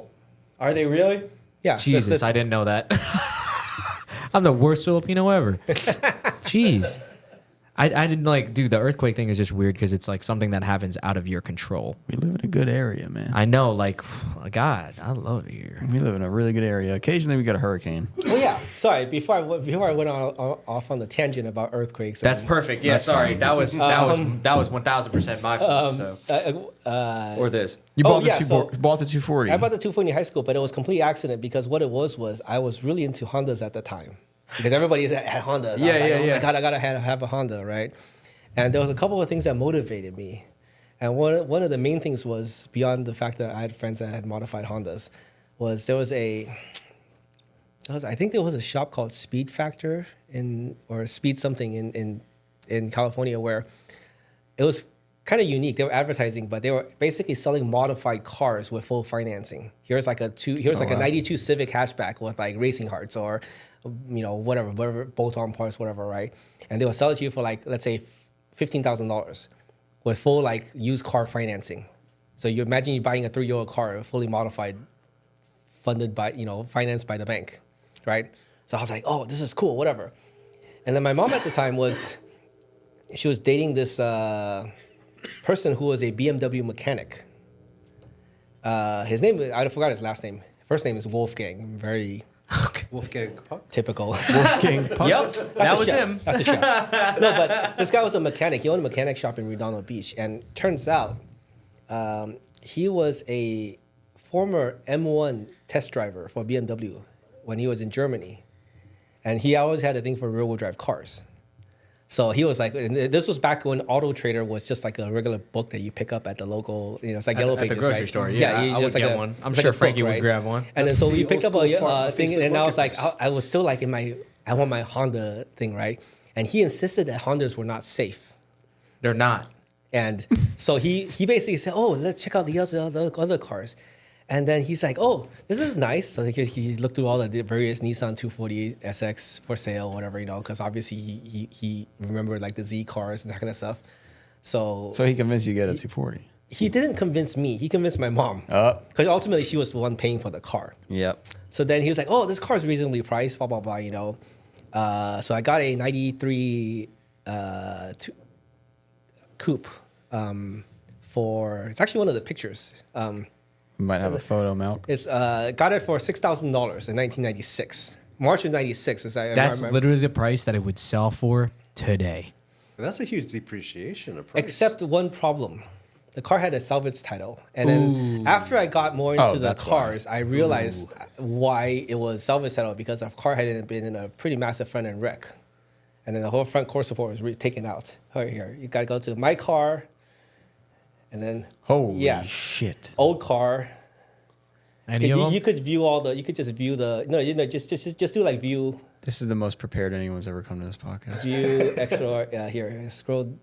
Oh, these are down. cool. Hey, yo. Well, that's Laguna Seca. So scroll- I know what that track is right there. WeatherTech where's Raceway. the- where's the- But is it the Bunny Here, Club? here. Look at the Toyota. Look at the Toyota. My two, these two photos. My one and my two. So this Malcolm, was if you the don't car mind. in November of '96, taken with a film camera, On your front lawn. and I had Yeah, scanned. your. Oh yeah. So look, What? So look, the car had Paint on the For grills. example, the wheel. Well, that was me. Oh, okay. I also painted the windshield wipers. That was also me. Whoa. Red Alex. flag. The, White windshield wipers. Things were different is back then. Devious work. Notice the tire shine. Things were different. Yes. No. Wild Steve, tire shine forever. But yeah, no, this was the car I had in high school, and then I had this car up until about 2002. Okay. And then at some point I realized, oh, this car is nice, but I want something slightly better. So then I found another much cleaner chassis, and I swapped all the parts over. Look at your exhaust shield. Yes. The 5-Seeking at that time had they call it DTM exhaust. The tip itself was like angled upward. Yeah. It was a very Euro style thing. So I had that muffler on the car. What did you do to the engine on this? Anything? Oh yes, this was the truly fun part because it was. I think there's a photo, Mel. You couldn't find parts for it. Yeah. Like cars, like the parts. Even it's just like an intake, right? So what it was I had to buy a universal HKS filter, and there was another guy that was selling a MAF adapter. Okay. What? Hold on, I'll address that in a minute. Because that's also one of my crowning achievements in my early career. Is that really an achievement? So like the intake, for example, before they had intake kits, nobody had anything for the KA. So I had to buy somebody that had sold made like a little MAF adapter. Yeah. And you had to do like a universal filter and bolt it on. Yeah. We still have to do that shit. They still don't make a good intake. When I had an SR, I just zip tied them together because now a zip tie can conform it'll go like that. Yeah. The only intake kits they make are for SR20, like out of Japan. Like you have you have everything, like the silencer, all that stuff. You get an Apex integration fucking one. Still doesn't fit right on a 240 with an SR swap. Yes, but that's the one you want to buy. Yeah, so this is that exact same car later on, and you could tell all the Ricer stuff that I've done to it. For starters, it had a case. The wheels are cool. The wheels are cool. This was one of those things that was also imported by us, Buddy Club. Yep. P1. P1. Yeah. Sorry, time out. I need to. Not Buddy Club. Kosei. Kosei, correct. Okay. Kosei K1. Kosei was imported by us. Kosei K1 and Buddy Club P1 are the exact same wheel made in the Philippines. Even though it's a Japanese company, it was not made in Japan. Yeah. That was one of those weird things that we'll discuss. But here, for example, the K's badge, even though it's not a Sylvia, not a K's. You have the K's badge. That's Chris's thing. No, Chris has a Q. My front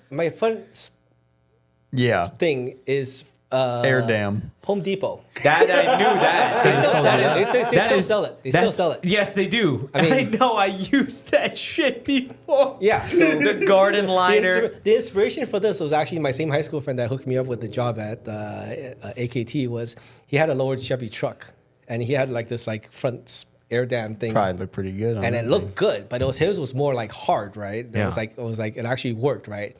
But then I was like, oh, that's cool, and then I made my own version. Alex, why did we stop at the lip? We should have gone with the side square. Yeah, you should have just brought it all the way around. Fuck it. But okay, like NASCAR style. But for years to come though, people used that garden lip. What you needed was the forever. Lip. The OEM lip. Yeah, you needed an OEM lip to mount it on. So or the Gretty lip, the or East Bear lip, bro. Yeah, that one that goes in there. Yep. Oh yeah. Yeah, and then the optional fog lights. The Pia, no, those are Pias. Pia, ooh, I love that. Love that. 2000s as fuck. Pias were like the number one choice for fog lights back then. I'm not gonna lie to you. I'm kind of digging the paint match wipers right now.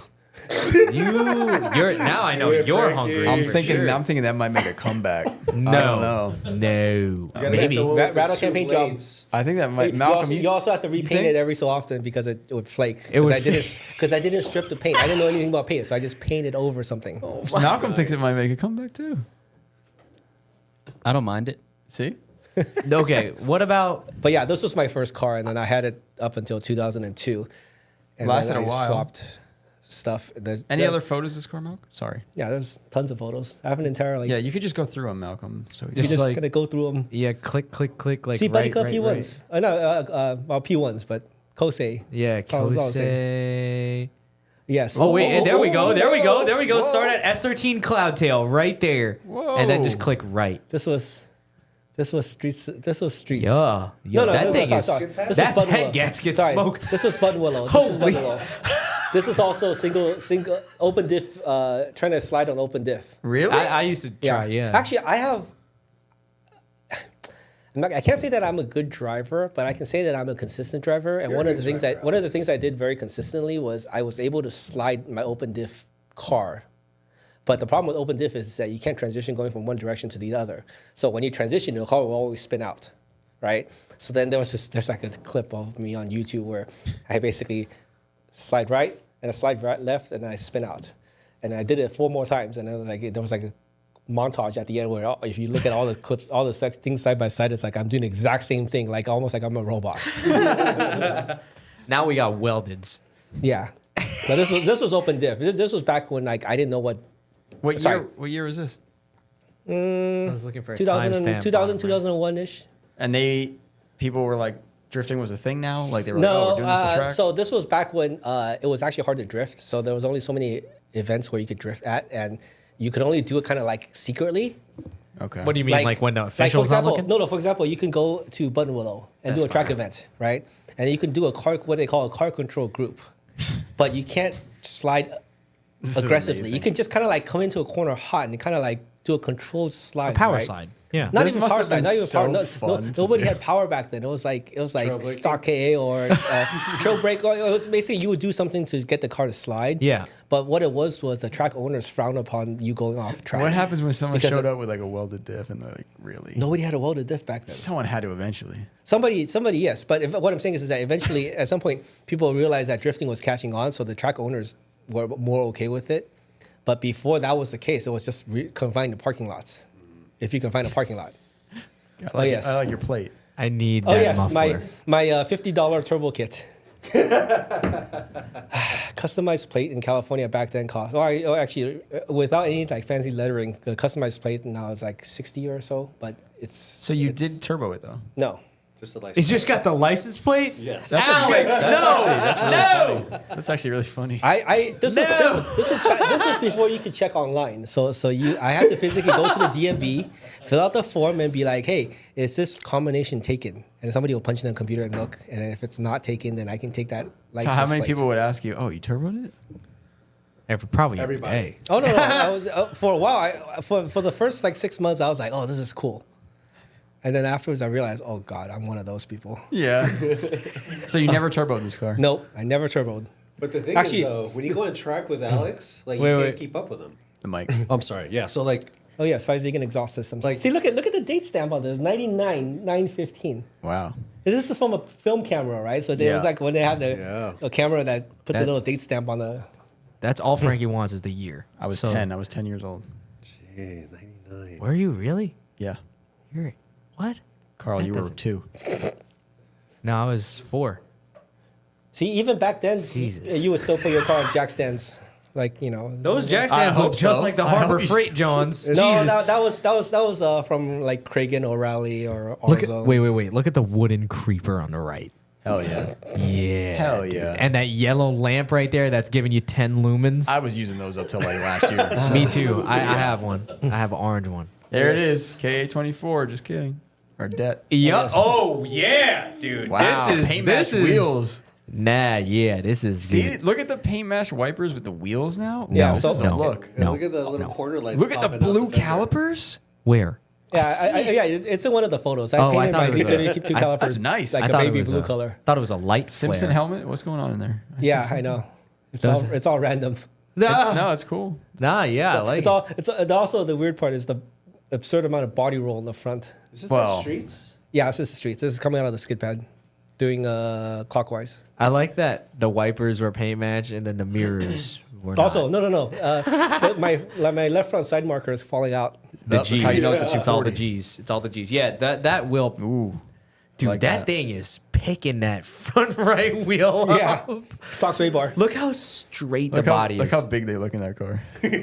Look how straight the body is, though. Look, the line from Yeah. from arch to It's a arch. brand new car. I know. It just looks so good when it's like that. And this was the crappier of the S13s that I had, actually. It's just crazy that you got this car for $6,000 3 years after. Ooh, it that's came out. a heater of a photo right there. Yeah. I would Well, like- this is just a scan from a regular print, and then it was also poor resolution, so it's like it just looks cool now. But back in the day, it was like, oh, Yeah, that looks throwaway like photo. a catalog photo. It does. Ooh, Oh. EK back there. Yeah. And What is it? S14, S14? and then there's And a DC2? That's a Type R in the background. Yeah. Because back then, a lot of the track guys, it was like if you had a Type R, you were just like showing off at that. point. LSD, is that so what 99? So that's if that's a newer one, that's the facelift one too. Oof, Yeah.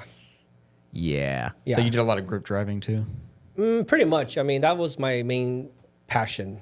It was not even autocross. I got into autocross way later, but it was this. Well, I feel like, as you mentioned, that drifting wasn't even really readily available yet. I feel like there wasn't really an option for you to be like, oh, I'm gonna grip drive, or I'm gonna be a rally driver, or I'm gonna be like this. Like it's really just racing. Well, right the here. other thing too is that late 90s, that time frame, the number one driving of any kind that people did was drag racing. Yeah. More so than anything else. And when I was in high school, I went to a few street races. In like back then, SoCal street races, it was like you could look it up. It's all like legend at this point, but there was like Silmar, Pomona. There was a bunch of other places. I saw the MTV Real Life. Yeah, True the Life. closest one to me was the true life. I'm a street True racer. Life. I'm a street racer. Yeah. I've seen it. the Yeah, closest babe, one to sorry, me we're was not going to dinner. in like the Compton, Wilmington area. So there would always be a couple. Like we would always meet at this Del Taco off of the 91 freeway. Oh, no. And Avalon. And No, and don't. from there we would go wherever, right? But one of the places that they loved going to was right next to one of the refineries in Wilmington. But the cops got smart, and when they started busting it, they were hardcore. They showed up with maybe like 2 cop cars. Okay, well what they did was they showed up with as many flatbed tow trucks as they can get for that day. Because you know why? Because the street racers were stupid enough to go on a street where there was essentially bottlenecks on either end. I was gonna say no exit. So they just showed probably. up with like four or six tow trucks and just blocked the exits, and nobody could go anywhere. And there was just like 2 cops just like going down the entire like hundreds of cars just writing tickets. Yeah, I've seen They them do met that their over here quota. too. Yeah, Crazy They're stuff. ridiculous. but back then it was like drag racing was like the number one thing. So more than anything else, right? So that was like that. Like the whole thing with Fast and Furious, the very first Fast and Furious movie was drag racing. it was kind of based on that whole area. Because it was like IDRC, like like the was like the big thing. It was like all these front wheel drive racers, and a lot of the more famous like builders nowadays that like name wise, they all made their name back in the day building front wheel drive drag cars. Like it was like the first car that broke 10s. I was about to say, like, broke 9s. yeah. That kind of stuff, right? Wow. So that's old school stuff for you, but that's just how the industry evolved. It went from that to like, the same people that were building front wheel drive drag cars took their expertise and started building drift cars. Papadakis, for example, look at him, right? His background is front wheel drive drag racing. Is it really? Yeah, he had that. I didn't know he that. had the AEM Civic, Yeah. a yellow Civic that was very famous And for a front long wheel time. drive time attack and stuff like that. too. Yeah, I mean that stuff. But he went from that to being now involved in, drifting and other stuff that's was non-existent when he started. Yeah. Right. What was it like? Because I think I asked Ken the same question, but what was it like when Fast and the Furious came out for you? Like, because were you guys already connected at that point? Okay, so that means maybe your story might have been intertwined with Alex's, but I need to hear it from Well, I Alex's feel like point. Alex is a lot more tied with the industry, so he had a lot more industry friends within that movie. Oh, You know, he so, was like, like, he's a lot more hey, we got connected, right? we got our wheels in there. He's like, oh, that's so and so's car. Oh, that's so and so. So you still working? Are you still working at that same spot when that movie came out? Or So wait, what year did the movie come out? 2000. Oh, 99? 99, I thought. 99, 2000. Yeah. So I was already at AKT at that time, right? But I've always been a more technical, accurate person. Mm-hmm. So when I saw some of the lingo that was being thrown in the movie, I was just like, the moment I heard that, I was just like, nope, this is not for me. Yeah. Like, which is why, like, It's like watching. It's like a military dude watching a military movie. correct. It's like because, so for example, I have friends who. So one of my friends, I could be butchering the relationship, but one of my friends, she knows people that, because she was in the Navy before, she actually knows people that were essentially directly or indirectly involved with like the newest Top Gun movie. Okay, Right? yeah. So there are certain movies where it was good like movie. accurate, or they try to strive to be accurate, I right? heard good things But about then that. if you look at the first Top Gun movie, I was like, for starters, you would never talk that much on the radio. Yeah. You would never be like, Roger, engage. like every time I see that, I'm just kind of like laughing in the background. Can you remember? It's like video. Even a video Stop game. doing this, Alex. God damn it. What the fuck are we doing? Can you remember? Quit fucking. But Can you remember any moments from Fast and Furious that? no, that like really the whole caught thing you? with like the SR20, right? It was like, oh, I'm involved with Nissan stuff, and here's like, oh, I'll talk about I'll pull a couple of SR20s will pull a premium a week before race wars. Yeah, what was up with that? And it's like, okay, first of all, They're $500. first of all, they're $500, right? But second of all, who the hell are you going to get the motors from? Like, Yeah. and third of all, back then, probably the craziest engine swaps you would do would be like a LS VTEC swap in a front-wheel drive Honda. What? That's Yeah, adding, that's 99. That, Those engines probably weren't even. No, I know. That's what I'm saying. That would be the yeah. most exotic swap. Yeah, I forgot. It was. They were talking about Hondas, right? Yeah. So that would be the most exotic swap. So it's like of all the things to not mention in the movie, make it seem exotic or whatever, right? Why would you do SR20s? Oh my god. Well, that is I ridiculous. feel like who did we talk to about the street race? Kenny Central. Yeah. Shout out Kenny, I miss you, bro. Looking, you know what I'm saying. But I think Fast and the Furious, if I'm not mistaken, was kind of supposed to be more based on Hunt's Point. I thought. Yeah, I think the original Right? story happened. Really? Yeah, Yeah. originated because it was off of a Vive magazine article or something like that, right? Something like that. Yeah. And this or is like going a off Rolling of Stone magazine. this is going off of like another reel that I've seen where they focus more on the drag racing aspect of things, which is I think it's like Street Alpha, or I forget what it is, but it's another podcast. Damn, I feel real shitty for not knowing the name, but they mentioned that it was based on Hunt's Point. That's and funny. Yeah. I was like, damn, I didn't know that. So now I'm hearing this, and I'm like, who had the influence that said, nah, mention SR20. Mention SR20. That's Mr. Lieberman. Are you sure it wasn't it Tom was- Nazaro? So- who's in control of that? We should know. Craig Lieberman? Craig Lieberman, My brother yeah. hates that kid. I forgot. Or the, guy, I older forgot the guy. specific technical people involved, but I do know that there was like a couple other industry veterans that were involved. Someone's but- got to take the fall for that one because that was bad. What? but all- Seeing a bunch of Hondas and then they say that line. Well, You're right. dude, a Honda with a SR in it would be. Well, no, because they're Sentra. nobody did a no. Here's the Well, thing, though. respect all builds, guys. Yeah. People knew about front wheel drive builds, right? But here's the thing, though. At that point in time, nobody in their right mind would put a Nissan No. SR20 front wheel drive. Let's say turbo. Let's say you had a And Bluebird- most people Bluebird right motor. now wouldn't do it either. You would never put that motor in a Honda, mostly because back then you had no sources for real tuning. Yeah. That was the other thing that was in the background. That was like, okay, great, all this lingo, whatever, right? But how can you, even if you had a, Hey, I heard even them if- talking about Motec, Motec system. No, he exhaust. said the Mot Motec exhaust. and a Motec exhaust. Yeah, a lot of it was just like put together, right? But ultimately, what it came down to was even if you had a Honda, right? Even your sources for Honda was like limited to like ROM tune. Yeah. Like, Which is still, That's pretty people good still still, though. use Yeah, them now. but at least- P28 chipped. I know what that is. Yeah, I thought it was just a fuel controller. That you just but threw on because there. because the front wheel drive motors, the non turbo motors, the parameters were limited, right? It was all known stuff, so it was like a ROM tune was relatively easy. Yeah. That's why ROM tunes were so popular back then, because it was like you could spend very little money to get decent horsepower gains, Yeah. right? You get the, I'm telling you, it's a P28 ECU for a Honda, and you chip that bitch, and you go get it tuned over there at Xenocron. Boom.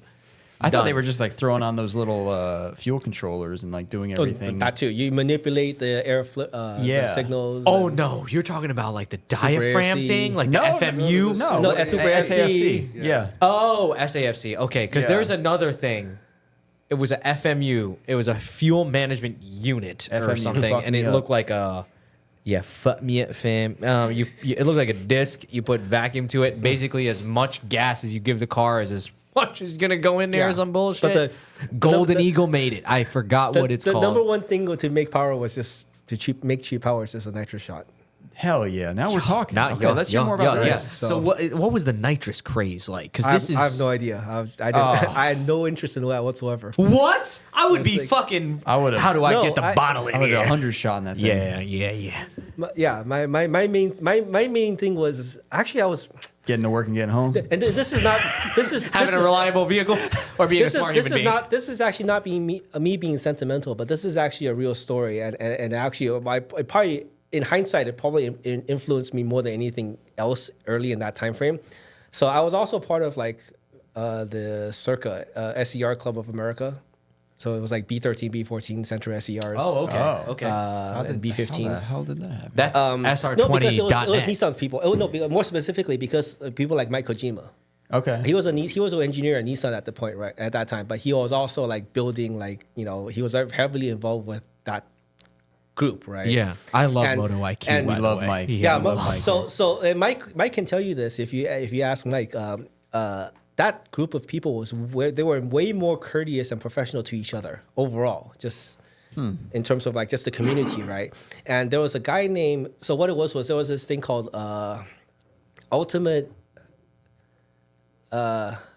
Ultimate Sports Car Challenge. I forgot the specific acronym, but it was basically one of those things where Sport Compact Car had this thing where it's like you would just build a car and you do like a series of drag racing, track events, whatever, you know. And they ran track, you know, it was like a kind of like a all around gymnastics for cars, right? You know, and you also do like a car show. So it's like wow. it wasn't just that. We had to build a car that basically meet all of these like things, and whoever scored the highest was crowned like the winner. I love those shows. Can we bring those shows back? Here's the problem. Here's the Please. problem. We can, It's but expensive. No, us. I know. Bring me your car. I will rate it. I'll take a video of it. I'm gonna drive it for a Oh, you lap. wanna be the and- judge? Yeah. Okay. Yeah, I just want to see the cars. I got to go review Alex's smart car It's for a kind of little like bit. Final Bout on steroids. Different Alex. Right? Oh no, sorry, not you. Different Alex. two Alex. Alexes. This Alex was like, no smart car for me. Front Street Alex is the one with the smart car. Yeah. But no, those shows. I feel like early Pimp My Ride, or very, very, very early Pimp My Ride. There was another show called. Yo, we put a fish tank in the back of your. No. What you know about Trick It Out with RJ DeVera. Nothing. Oh my. Yeah, you I don't know even nothing. know. You don't even know, bro. RJ They- DeVera was one of the technical consultants for the first Fast and Furious. Okay, movie. well, I'll tell you one thing I know. I hate him. How about that? He worked with cars and stuff. Like, so Yeah. that was the dude in the Civic playing Gran Turismo. yeah. Playing. Oh, yeah? Yeah. Yeah, it was the guy with the Civic. Shit. Yeah, Okay. yeah. No, there was a lot of the other things about that era was also influenced by car builds at car shows.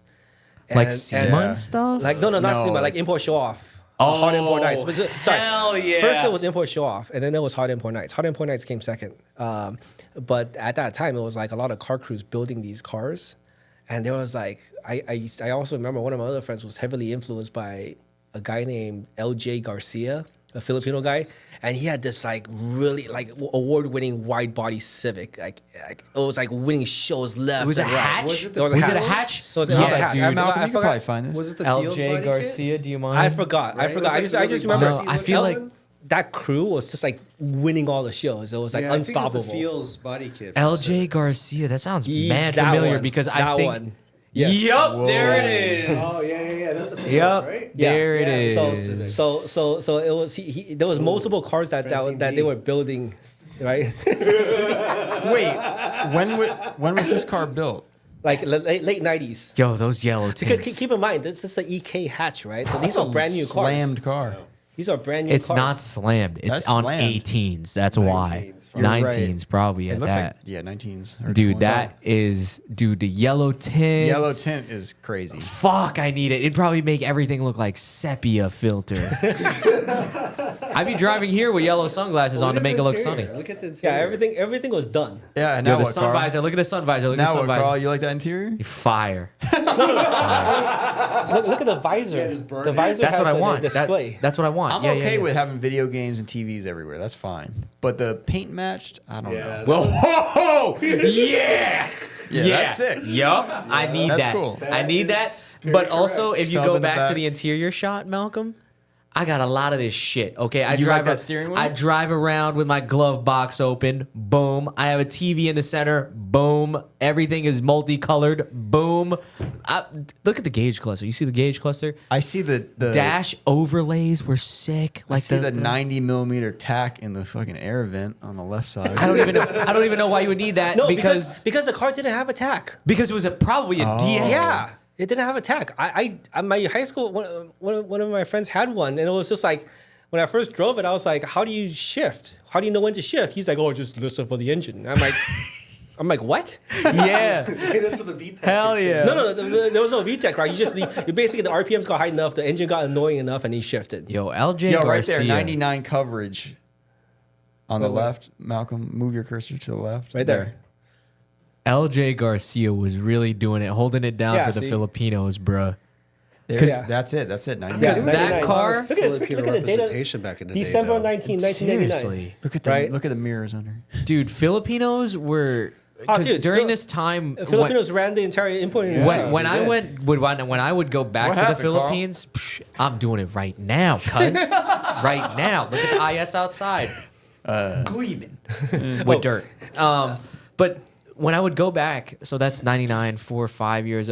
So let's say by the time I was going to the Philippines and somewhat was able to generate coherent memories, like 01 or 02, so I'm 6 or 7, Hondas everywhere.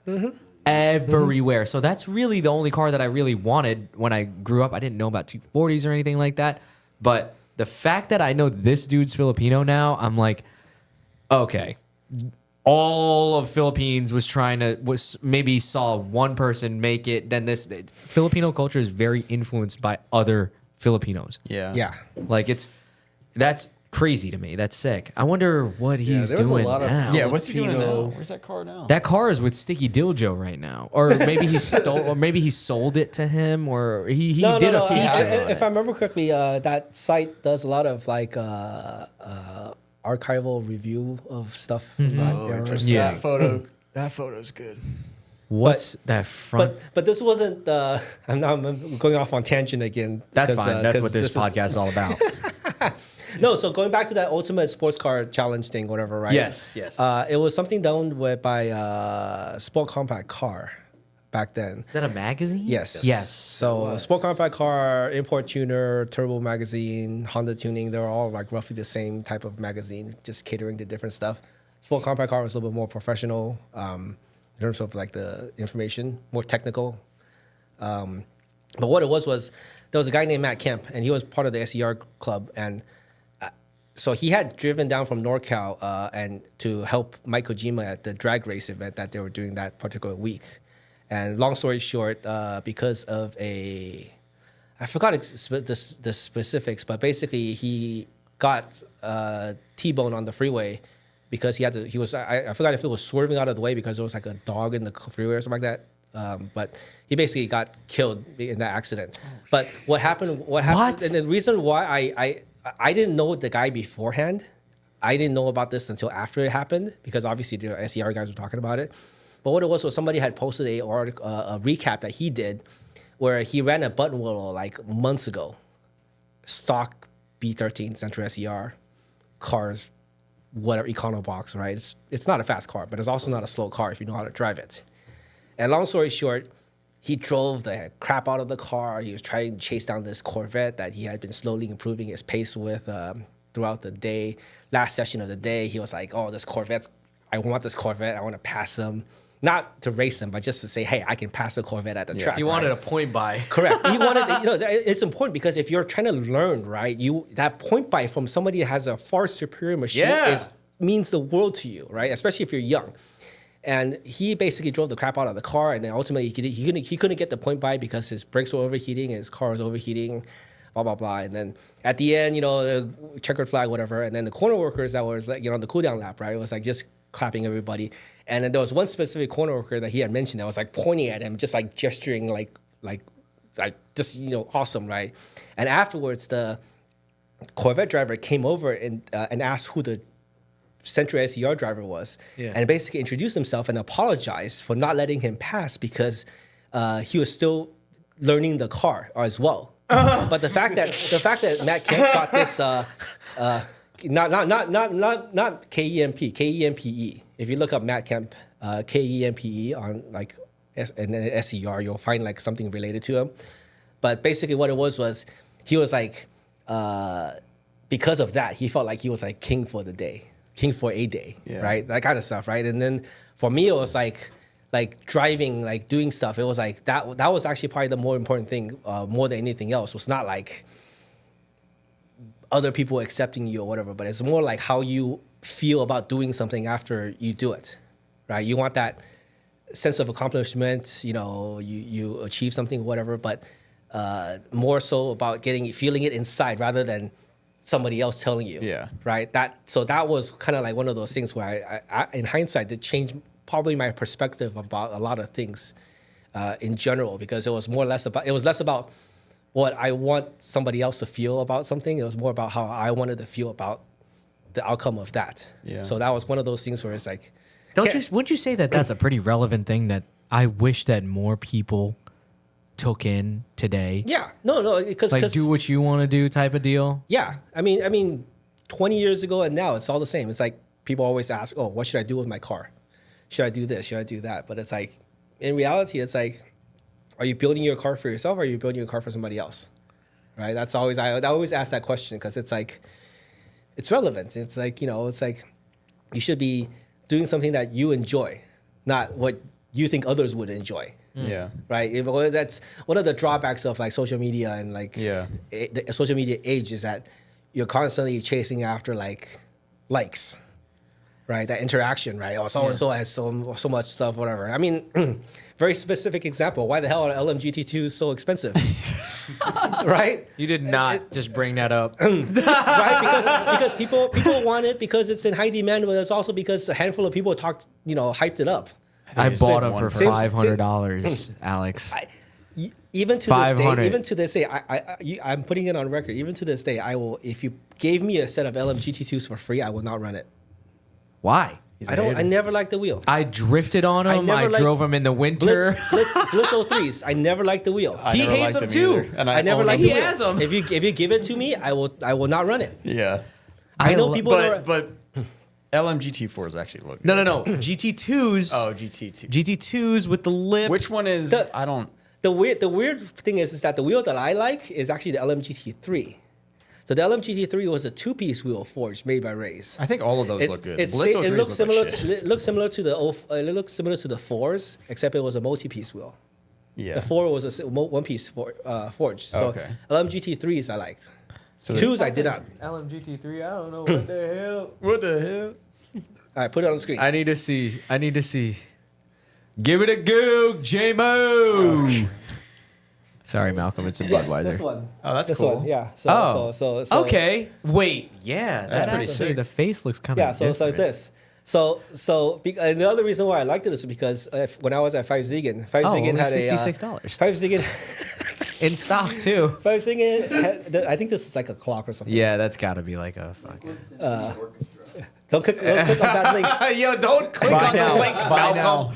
Not during the podcast. So this was made by Raze, and back then 5 Ziegen had a wheel called the 5 Ziegen 5ZR. The original 5 Ziegen 5ZR was a two-piece wheel that was an identical version of this wheel, except it said 5 Ziegen. Yes, and they're On the heavy spoke. as balls. No, the 5ZRs.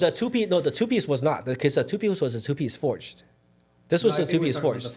I'm talking about the 5 Ziegen. I know. The 5 Ziegen 5ZR two-piece was a two-piece forged, identical to this. It Yeah, let's wasn't look heavy. that up. Let's look The that up. 5 Ziegen had 5CR? the second version of the 5ZR, which was a one-piece. That was heavy as hell. That's the one that I see a lot of. That's the one 5 that Alex Ziegen. sold me. If you search 5 Ziegen 5ZR, But I had LMGT2s. I 5ZR. fortunately sold them to a friend of ours. Yes. Chris, you met so him earlier. if you look at this one, this Yo. is the two-piece version. That's a cool wheel. So that's the same wheel as the LMGT3. So you see with how the Z down there? you see how the embossment, the embedment or whatever, the logo Oh yeah, is blue. and then 5 Yeah. Ziegen also loved naming random stuff after things in Europe. So this was a 5ZR Cops. Cops is a corner at Silverstone in the UK at the track, at the F1 That's track. cool. And then they also had a wheel called the Heidfeld. I need The this Heid, wheel. the Wait, Heid, is that a Blitz rep on the left? which one? Looks like a techno speed all the way over to Second big mics, That. yeah, dude. No, that's a 5 Ziegen wheel. That's Yeah, a it one-piece looks 5 like Ziegen I wheel. need those 5ZRs, Frankie. They had a very Yeah, that wheel's cool. With Yeah, the blue, with center the cap. blue logo or the little logo on the Yeah. spoke on the 5ZR. Oh yeah, bruh. I need that on the What's IS up, Alec? You still got the hookup? stat. All right, I guess not. Damn. But yeah. Carl's The, taking a bathroom break. All right, so you work there. Yes. I want to know what your second car was after this. Oh, my second car was another 240. Of course. So if you, it's in one of the folders. If you go up to the so what was the name of the folder? So 092802, the very first one at the top. That should be it. God. So this was the second car. You bought the same car again. I bought the same car. The key difference was this was I want to say this was about 180,000 miles. I have to be very, very specific. This was a 1993 SE manual coupe, no sunroof S13. Almost the same car as we fully had. loaded, no sunroof, original heads-up display windshield, and this is probably, I mean, this still is my favorite car because everything on it was like, I mean, high mileage, sure, but everything was on it was like pristine, like pure. So when I got this car, I was very specific in terms of how I wanted to modify it. So I swapped over like the power brace only, and I drove it for like a week. And I swapped over like the next thing, and I drove it for like a week. And I basically documented this entire process in terms of like how the car feels. So were you on the forums yet? Or? Yeah, no, I was already involved in the forums. Like I started doing 240 stuff on the original mailing list. So back then there was a 240sx.org. Yeah. Right, and then on there was no forums back then, but on there was a mailing list that you could join, and the mailing list was like, I mean, literally, it was a mailing list. It was like you had to sign up with the email address, and you had to send emails every day. Wow. To everybody, and then you could sign up for like a digest, and it would give you like. But you couldn't. It wasn't like a forum, so you just were emailing each other. It was like correct. It was like just an email. Yeah. I mean, this is how people did stuff back then, and then at some point there was Yahoo came out, the Yahoo groups. Yeah. Same thing. It was like you could sign up and do stuff, but back then it was like just the email list, right? So that's how I knew some of the people initially. It was like, here's a name behind the email address, and that's how you corresponded. You didn't know anything else about that person. There was no aliases, nothing. When did you start with the forums? Forums was roughly about 2000 or so, 2000 into 2001, because at that point in time, roughly speaking, Nico Club was not. It used to be 240sx.org, and the Nico Club was separate, but they kind of aligned themselves with each other. So 240sx.org by default was promoting Nico, Okay. Nissan Infiniti car owners. Yeah.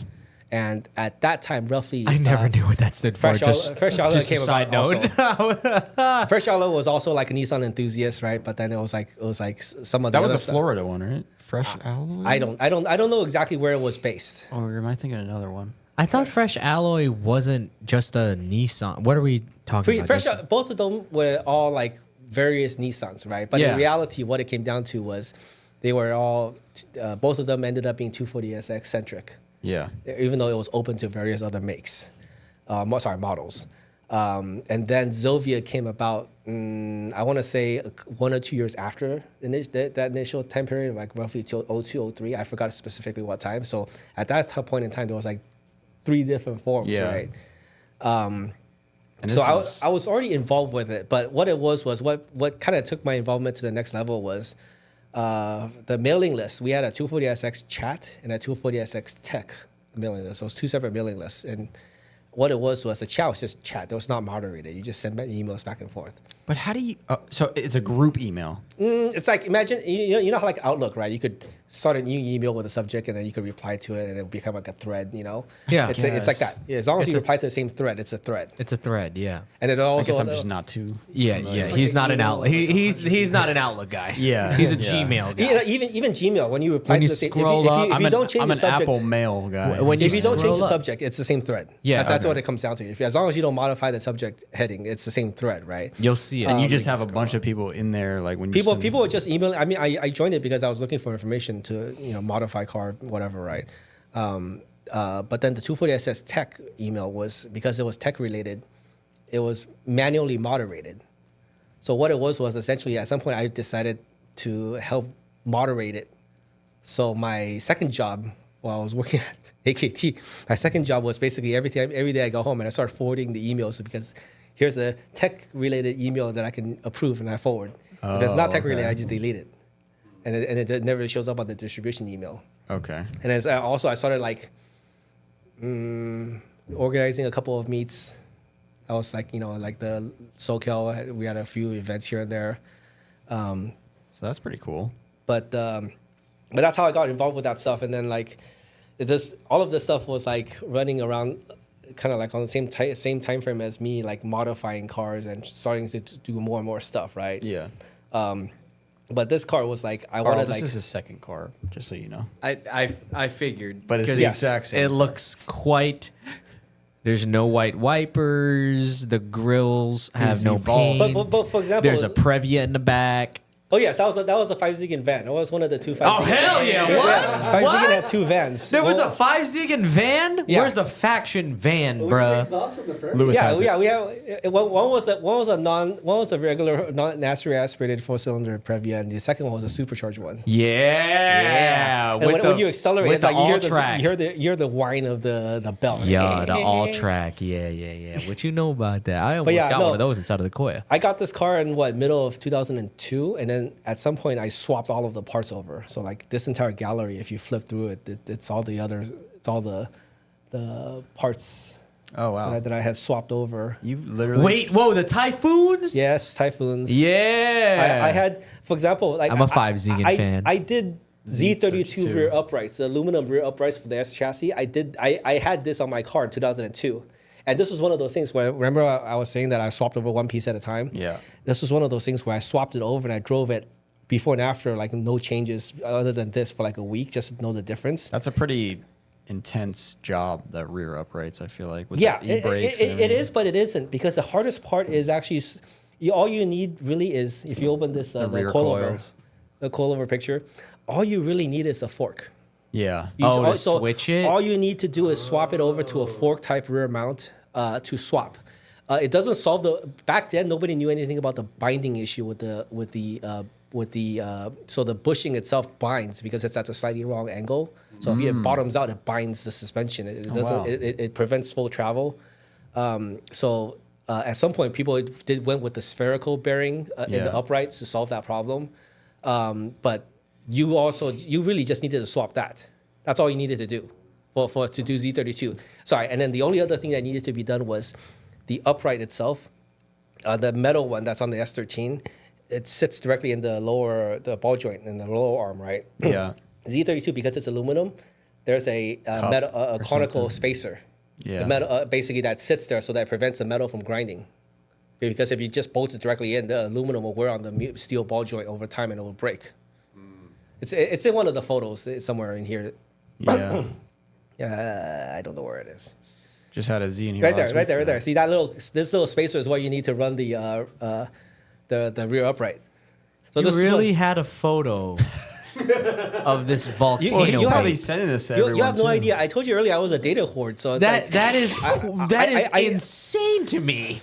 I documented every single little thing that I've ever done on my cars. Do you have all this uploaded somewhere? No, You should.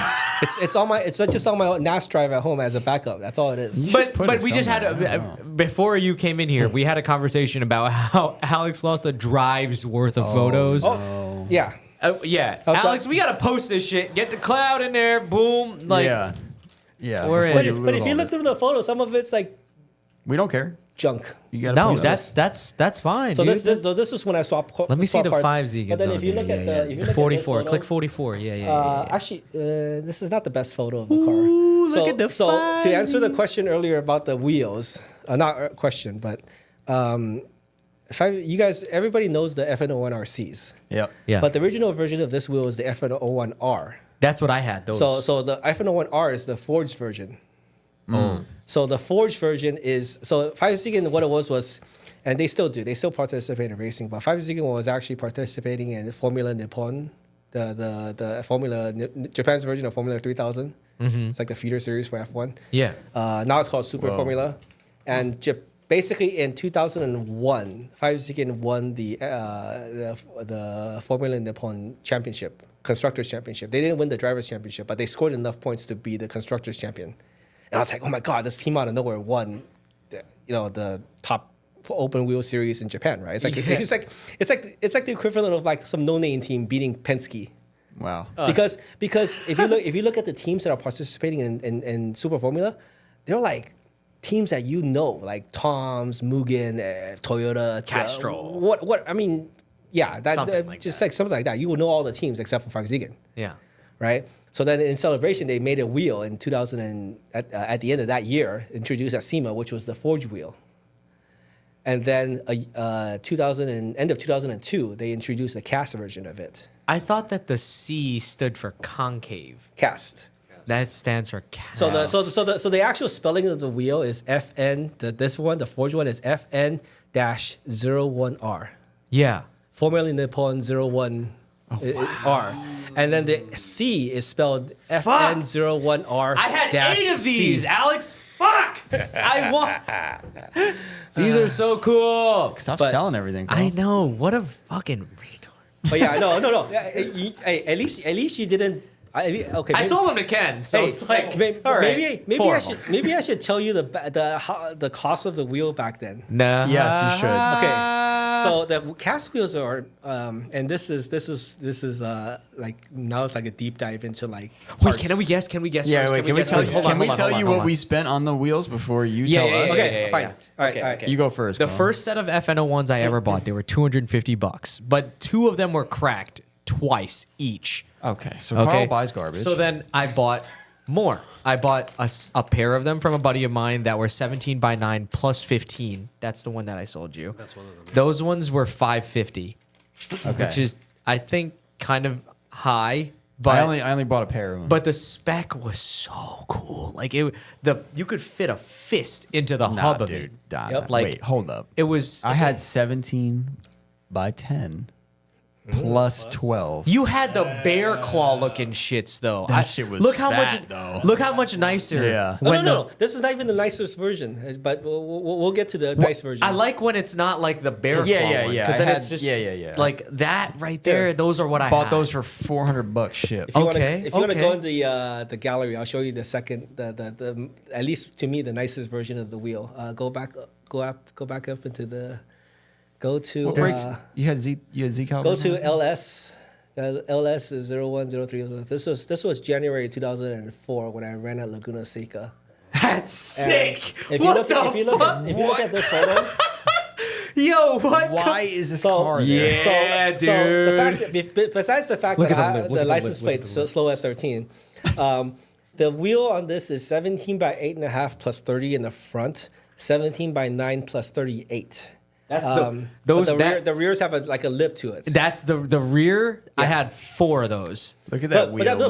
But the cast version is different. I have a picture of the cast version, but the cast version is different. The forged version, the face is flat still, and then you just have a lip. It's almost like a step, like a. Fuck, do I have a photo of these things? I love that wheel, dude. I had 8 of them. If you go back to the directory again, go up, and then just look at all the photos that are in this folder. You can scroll down. Yes, there's a lot of random photos. Good Lord. Oh, yes, that's when I wrecked my car. Okay. Yeah, quickly. It's somewhere in the bottom of this gallery, if I remember correctly. Yeah, see, this is 17 by 10. This is the 17 by 10 Okay, yeah, concave. that's what I had. Yeah, that's Yeah, what so I this like. is the one. This is 17 by 10 All plus right, 35. here's the worst part about this wheel. Yes. If it falls on his face, the spokes are getting destroyed. Oh yeah, I know.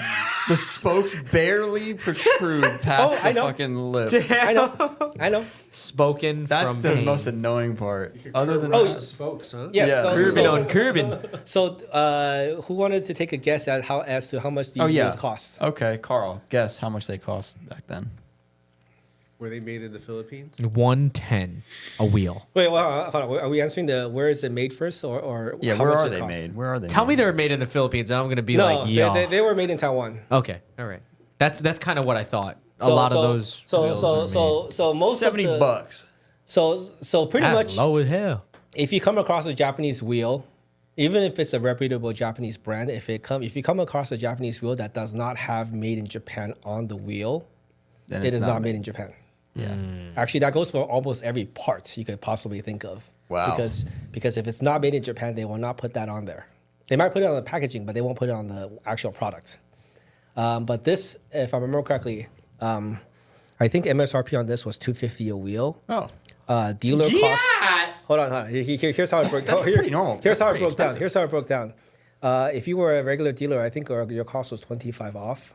If you're a WD, 30 or 35 off. And then if you were like the lowest possible price, it was roughly about 40% off MSRP was your cost. Yeah. Our landed cost on this wheel, I want to say, including shipping, was about $100 Damn. US. That's The that's 17, what I guessed. The 17 by 7, No, the 17 by 150. 7 wheels. I remember this because when we first got our very first shipment, we had a bunch of 17 by 7s, 4 by 100 for Civics and whatever, God. right? Our invoice price from 5-Zigen out of Taiwan was $40 a wheel, 40, and the MSRP on them were like 150. So that's how cheap they were. Yeah. And it was like when I was selling them, it was just like, oh, you want wheels? Sure, let me just hook you up with 5 or 10 sets at a time. Like it was just like, no, seriously, it was like if somebody wanted wheels, it was just like, Wow. buy. I miss them damn wheels, bro. You want it back? That's your car? Yeah. What Yep. happened? What are you talking about? Dude, that thing looks sick. Why does it look teal? Yeah. I lowered the hell out of it that day, bro. It was on the ground. The side skirts look cool. What happened? I literally had those on, and everyone was like, "Oh, it's just an OEM car." But No, I think that was you that said that. yeah, well, now it's. I think we probably liked it. Look how. But this is what I'm talking about. You see the hub? How it's so sunk back there? Yeah. Dude, that was the What coolest is thing. that? It's a thick disc or And what do you call it? so it's High actually, disc? But there's no lip. That's what what I was showing. Is there's no lip. Like if you cast anything, imagine like this can. Uh-huh. I just had this earlier, by the way. Yeah.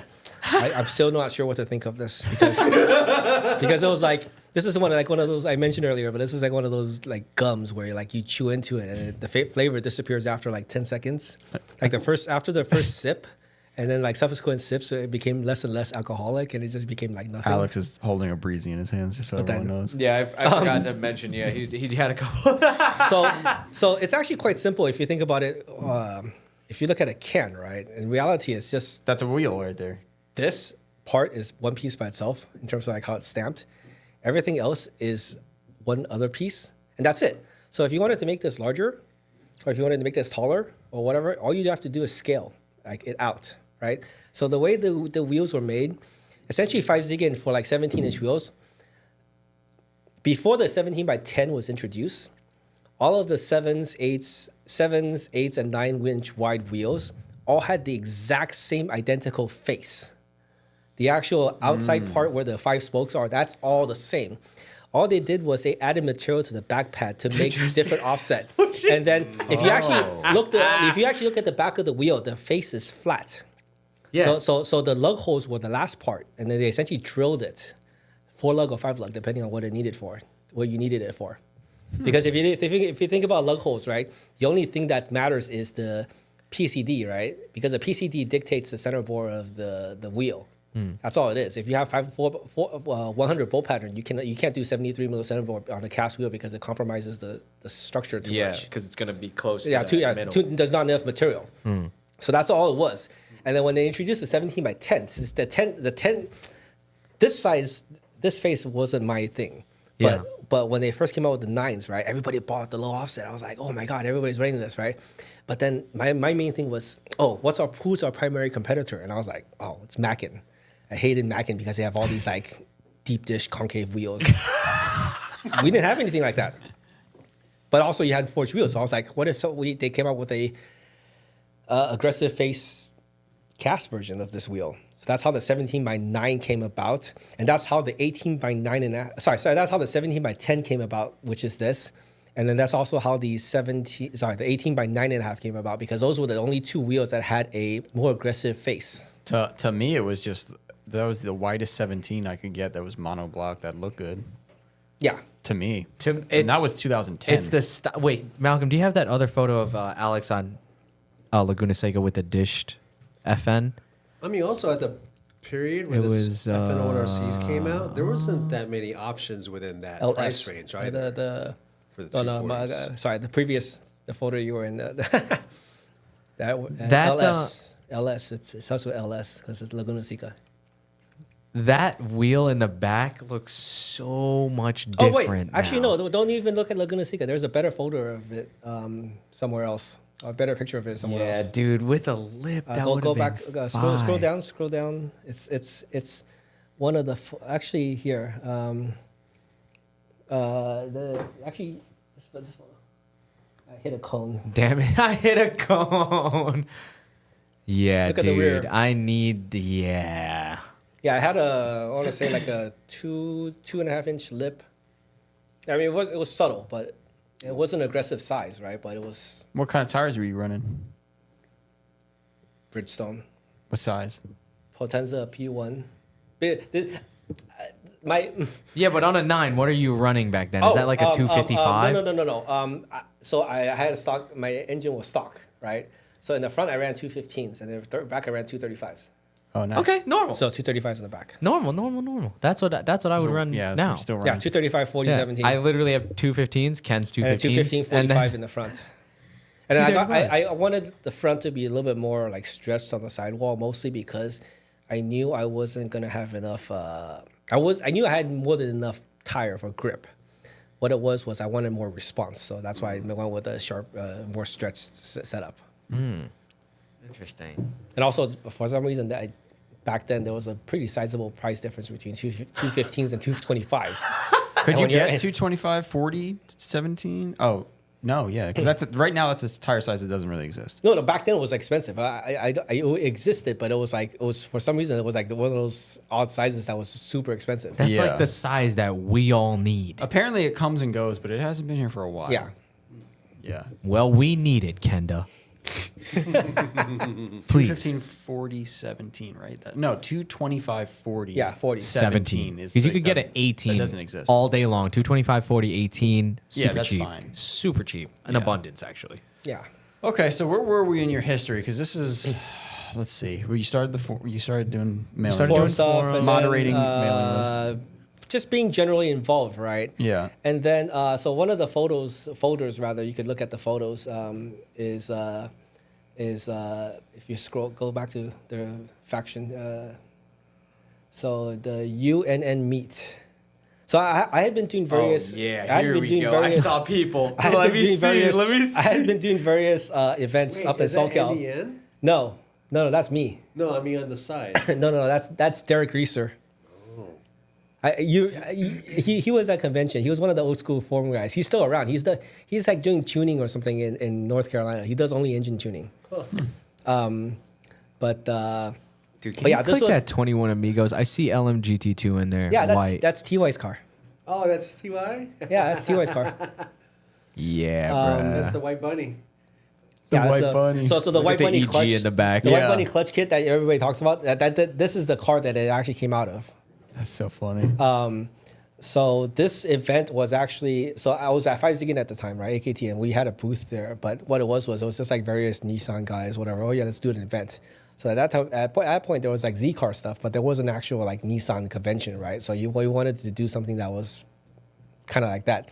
So there was a guy named Lewis, I forgot his last name, but he's in Kansas City, Missouri, and he basically hosted this event, put it together, and a bunch of us showed up. Some of us flew in, some of us drove over. TY, the guy that owned the white car, owns the white car. He still has it. He's now it's yellow. Oh, wow.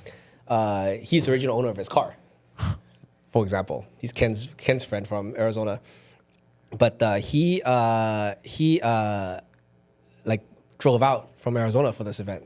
UNN? Yeah, United Nations of Nissan is what it was called. Yeah. So That's a Right. great name. Yes, you Right. could not get away with that today. No, that's a good name. That I was think a we pretty should good do name. it again. Yeah, we should do It's very inclusive. UNF, Yeah. United Nations of Factions. UNF Yes. sounds like something out of like some sci-fi movie. That sounds like that little cardboard box that you're supposed to put money in What at the during church? school. Oh, Yeah, UNF. Isn't that what that was? I don't know. Oh, UNF is yeah. I feel like I know what you're talking about. I'm dumb. Okay. Something foundation. So yeah, if you scroll through the gallery, there's like this is all stuff from like June of 2001. I mean, Y'all all look like my The older one- cousins for real. The one white That dude in the is back. ridiculous. Those Wait, are all what? your uncles, Carl. Those are actually all my uncles. The highlights, you see that dude with the highlights back there? All my cousins had highlights when that the shit was guy crazy. in the upper. I don't trust the guy on the I mean, the left guy, all the way. the guy with the highlights. That guy, him. His name is Sean. He used to own a shop in Minnesota called Project D Auto Imaging.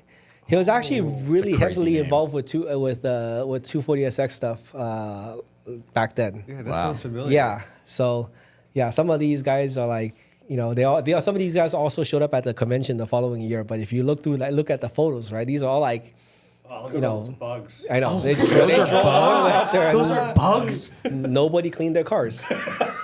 Those are bugs. Well, because waterless wash wasn't invented yet. No. Bugs look crazy back then. Yeah. But then like Malcolm, keep. What else we got in here? Keep. yeah, some of Oh, what? some of this is here's Bluebird, an, that's a Bluebird, that's here's an NX? Here's an NX with a swap, right? But Oh. this is considered like, oh, this is kind of like high end technical stuff because you didn't have any information to work off of Yep. besides forums and people that figured out how to make the wiring work, you know. Yeah, you have to do your own And that wiring. had that weird digital cluster. Yes, this is He got NX, stuck in a NX hailstorm or 1600, something. NX 2000, and then a bunch of hail damage. Yeah. Yeah, Oh, yeah, that that 5 Ziggin. flag Oh, is yes. fine. Oh, that yeah. flag will be worth thousands of dollars today. Back then, it was worth nothing. I love that. How many you got in your basement? I have none. Alex threw it all away. Damn. Yeah, so the that wheels Z like in the back the was 5ZR, crazy. Heidfeld, that the 6-spoke is a Fireball. 5 Yeah. Ziggin Fireball. So you guys brought all these wheels out? Yeah, just to show and because back then selling this stuff was like you needed to just get on the ground and Yeah. and be in front of people. I Because like the stance you guys are. Yes, no, we were trying to. Oh yeah, see Virginia. So he's from That's Virginia. an SR swap though, And then with he has big ass turbo. Whoa. a 13 SR. Yeah, I have that shirt. I saw. That's the still one have thing that? of 5 Ziggin I still have. I still have that shirt. I need to go find some on 'Cause- Yaj. That that- looks like a proper JDM build right there. Yeah, so Yeah. the 13 SR swap license plate actually matches the engine, unlike my car. Unlike some people. Yeah, yeah. And then we were just like, doing something dumb. Oh God, no, not. I know what Defender. that mark Oh yes, is. Yeah, Yeah. Man, this was like Yeah, so- they had a dyno day there too. So it was like people that actually had something worth dynoing would throw the cars on a dyno. But it was like the parking was in the field. In the parking. Yo, Where was the meet again? That's a twin turbo this Z was right in- there, This was in Kansas City, Missouri. Oh wow. Kansas City. dude. Look at this Z. It's so nice. So you drove all the way over there? I didn't. No, I Oh, flew. not Oh, Malcolm. you flew with the wheels. Yeah, yeah. No. Sorry, we shipped most of the product and we flew. Okay. I'm looking at Malcolm's like hovering over this Koki in the back. Look how nice that shit gleaming. Look at the chrome wheels. Yeah, like the Z, on the man. grenade looking The Z is whatever so cool. Koenig or whatever. Z's are awesome. I don't know what bumper that is. Probably Abflug. B14 200SX SER. Yeah, dude. My you can architecture keep that. teacher had one of That was those. like brand new back in the day. Yep. That was like. I'm looking at people's attire right now. Okay, hold on. Don't change it. Don't change it. This could be 1998, or it can also be 2024. Exactly.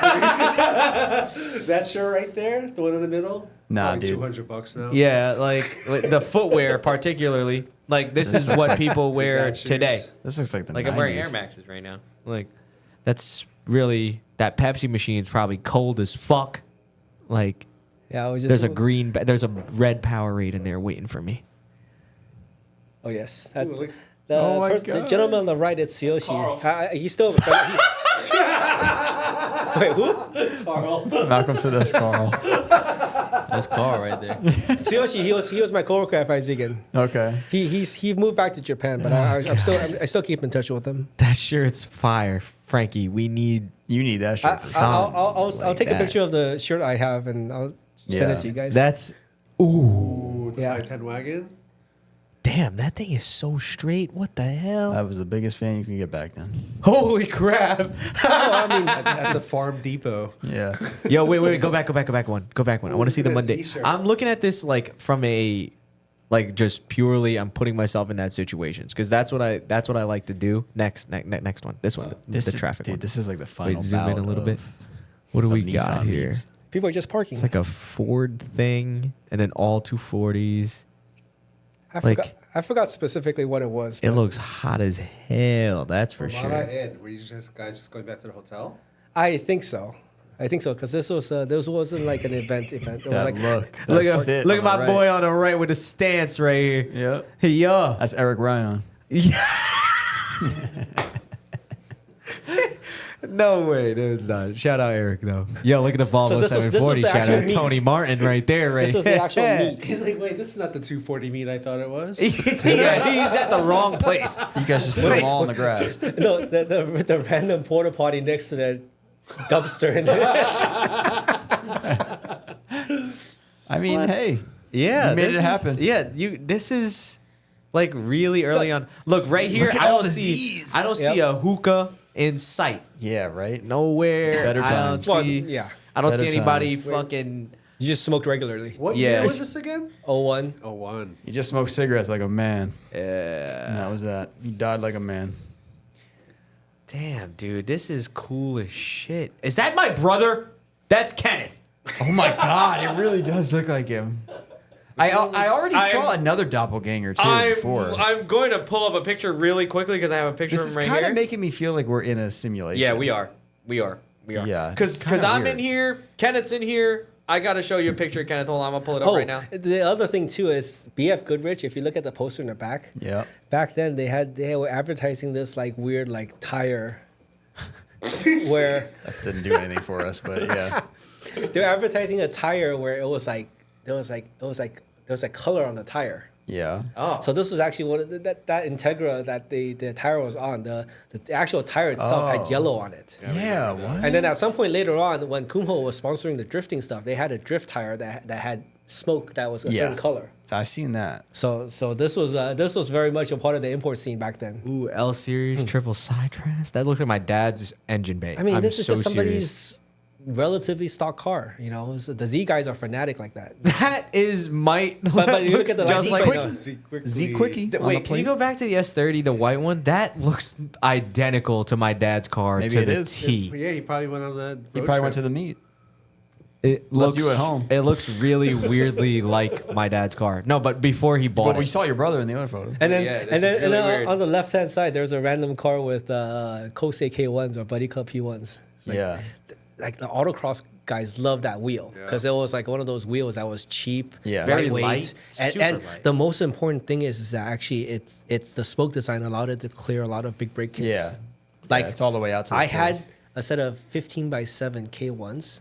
I have a picture of it actually in one of the galleries where it cleared my Z32 calipers. 15x7. Oh, wow. They were probably occupying the whole barrel. It was very close, but none of it touched, and it was enough room to where even if the wheel deflected, it wouldn't hit. So what year is this meet? 01, 01. summer of 01. Okay. The best one happened in 02, though. Ooh, that Z right there. Oh, that's it. Maxima. That's Look at it. that Maxima. Look at the wing. Maxima. Look at the wing. Oh, Malcolm, that's it right there. That's the car. Look at the two Maximas. The ab flug, John. Look at the JDM tails. I'm not a Z guy, so I don't know these things. I just love that Z right there. He really does. He really fucking does, bro. No, but that Z, dude. I'm telling you. the camcorders. Yep, 2024. That could be 2024 right now. Yeah, literally. Some dude with a camcorder sitting. Wait, go back to that KA. I want to see that KA. Oh no, that's not my There dad's we Z. go. That's a 2+2. Never mind. Okay. So yeah, this is what we had to put up with when we wanted Cold to do air like a cold intake. air intake. Yeah, I see. And then the problem with like you mentioned earlier about like the it looks nice, but the way the intake was designed, it never took into account like the math and the turbulence. So it was like that became kind of one of those things where it's like it wasn't like the Honda engines. Honda engines had a map sensor, right?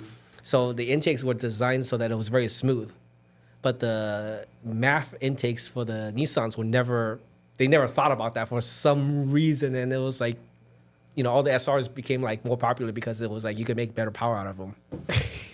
It's dumb. Just look at how new everything is. That shit looks clean as hell. Look at the engine heat shield. Yeah. That's that and the power steering reservoir. The master cylinder. Yeah. Like, and the fuse box cover, like the or the battery terminal cover. See, It's got the AC caps on the lines. You see that right there? Go down. I do not see that. Oh, the high Little pressure? fucking. Do you see? I've never seen that on a 240. You can buy them at the store. I know, but Yeah, but nobody replaces them. That's the thing. yeah. It's not if you can buy it or not. It's nobody touches it. Oh hell That yeah! lip is the lip. That's the fucking lip right there. But then you gotta find side skirts. Are those some? What lip Kate, is that, Alex? Is that the East Bear lip? Those are Tsuchiya wheels, KTS wheels, KST or whatever. It's something else. It's not. I have a set of the Tsuchiya KS05? Yeah. I have a set right now, and it's not that. It's very similar, but there was like 2 or 3 wheels in that time frame that had the same overall design. I wanted those so badly. But this is Anything one of those 5 like. spoke. Remember the whole thing earlier about the hard drive that I lost? Yeah. Oh, tell me. It's like a lot of these photos are like the backup copies that I uploaded online to share with people, so they're much smaller resolution. The original, every single one of these I took like, and back then I was like an early adopter of like high resolution digital cameras. So every single thing I took was like Pretty high res. maximum. Oh, this is probably hurting you so much. Oh no, it's 1 megapixel. one of the reasons why I never share is because when I upload this, when you look at it on the phone, right, it looks like crap. Yeah. Yeah.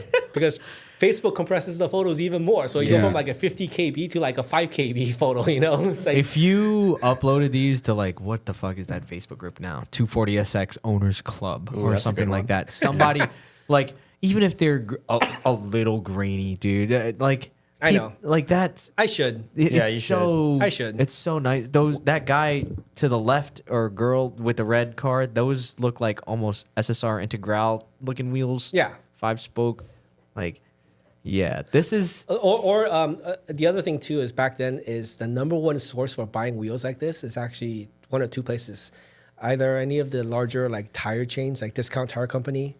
Hat Boys. No. So Discount Tire Company, America's Tire Company, they were the company that's based out of Scottsdale, Arizona. Tire Rack. If you go to tires.com, tires.com is what they own, the domain wise. But what it is that they were like very much like Tire Rack in terms of they had a lot of like they were selling wheels, right? But the key difference was they had a lot of stores, and you can basically buy wheels and tires mounted together for a very good price. Whereas Tire Rack before, it was like you could mount them, but the shipping costs would kill like whatever savings you had on the package. But right? these you could pick up. But these you could pick up, and that's why like if I was using the F101 RCs were so popular because we were just like at one point we were shipping 1 to 2 containers a month to Discount Tire Direct, like directly from Taiwan. just because this was one of those things where it's just like, in order to make the numbers work in terms of buying a product and maintaining that cost structure, you had to do volume, right? It's no different than like, why is the cereal at Costco so cheap? It's because when they make it at the mill or factory, or whatever, right? They take the stuff that's like poorly cut, poor quality, that won't go through they sift it, right? When they make something like let's say the oatmeal, right? The stuff that's poor quality, like crumbs, they'll repackage it and sell it at Costco for like costs, just so that they can maintain the factory volume. And then the higher quality stuff, they sell at a retail store. So same thing with the wheels. It was like, there were shops that are buying, 5, 10, 20 sets at a time, which is low volume. And then here's the large volume stuff. We have to bring in the volume in order to maintain the revenue to keep the business going. So you worked at that job for a while. 98 or 90, end of 98 to 2005. I worked there long enough to learn everything there is to know about that particular thing. Sounds like it. No, because I was just genuinely interested in all of this back end stuff. I mean, like, not to sound like a super nerd or anything, but if I get bored, if I sit at a desk at work, and right now my job, if I get bored, sometimes I just open up Wikipedia and read random articles about That's stuff. awesome. Just to learn stuff because a lot of this stuff, honestly, it's very useful because it doesn't matter what industry you work in. If you understand how the flow works from like production, design, logistics, everything else in between, it solves a lot of problems along the way. That's probably the number one thing is for me is that I don't like to just give you a BS answer. I like to give you an actual factual, like something Thought through answer. not even thought through, something that actually is based on actual, like, this is how things work kind of answer, you know, because like, for example, like shipping a container, the actual amount of time it takes for a container ship to transit from Taiwan to the US is 13 days. Exactly. No more, no less. That's how long it takes to sail, right? Japan is even less. But depending on where it sails from and depending on where it stops, every time a ship goes into port, minimum 1 day just to dock the ship.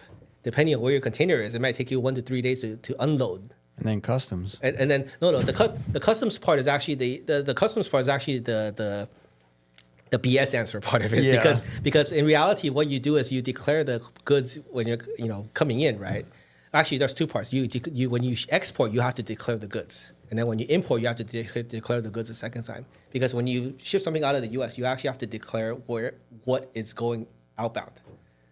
Because you can't be like, oh, I'm going to ship uranium, and not declare it, right? Yeah, and then be like, yeah, this is That kind of actually. stuff, right? So when you ship something outbound, you have to declare it because it triggers things like, is this being taxed? Does it need to be taxed? Is it illegal, contraband, or anything else, right? But so the filing paperwork stuff is done as when it arrives or even before it arrives. The brokerage company will do it for you, right? But the actual logistics part is, if you actually see a container ship being unloaded, imagine your container being at the very bottom of that pile. And depending on the weight and where it's loaded, it doesn't get loaded like a plane. It's like, have you seen those pictures of those planes where they unload the front end too quickly and the plane just like tilts over? Yeah. So that is a real thing. Same with the ships. And if they don't unload it safely, the ship can tilt. Jesus. And then the wheels could just go in the water. And it makes it unstable. And then Yeah. the cranes can't unload anything.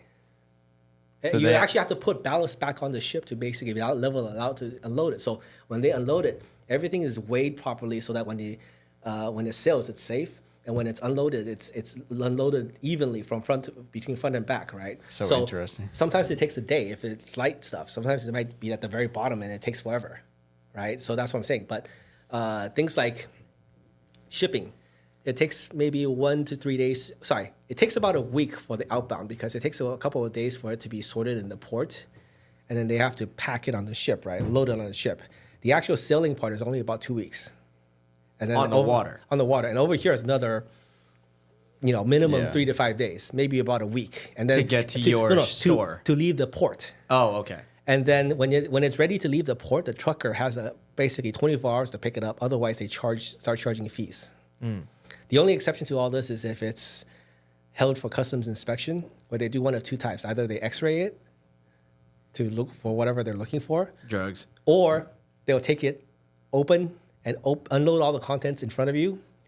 And then they say, "Oh, we didn't find what we're looking for," and you have to be the one to put it back all together so they can transport it. God. Customs doesn't do any of the repacking stuff for you. They'll unload it in front of you, but they won't pack it back in for you. So that's why it's That's like some devious ass work. no, but here's the What? thing. Like, This is just how goods are imported into U.S. every single day. yeah. Oh, yeah. Those millions of containers. This is just the flow. Yeah. So then people don't realize that. So for me, it's like this is like what I wanted to learn. Like this is all the stuff I learned before from doing car stuff, but it was like all of this stuff was relevant. Doesn't matter if I'm bringing in car stuff, or if like now I'm in the tech industry. Now it's like, oh, somebody has a question about how the computer goods are brought in, right? And this is things that I can actually go around and say, hey, somebody has a question about lead time, that kind of stuff. This is what I can answer, right? But I like learning about this stuff because it's just how the world works, you know. Logistics. And logistics is one part of it, yes, but just that whole flow of business, right?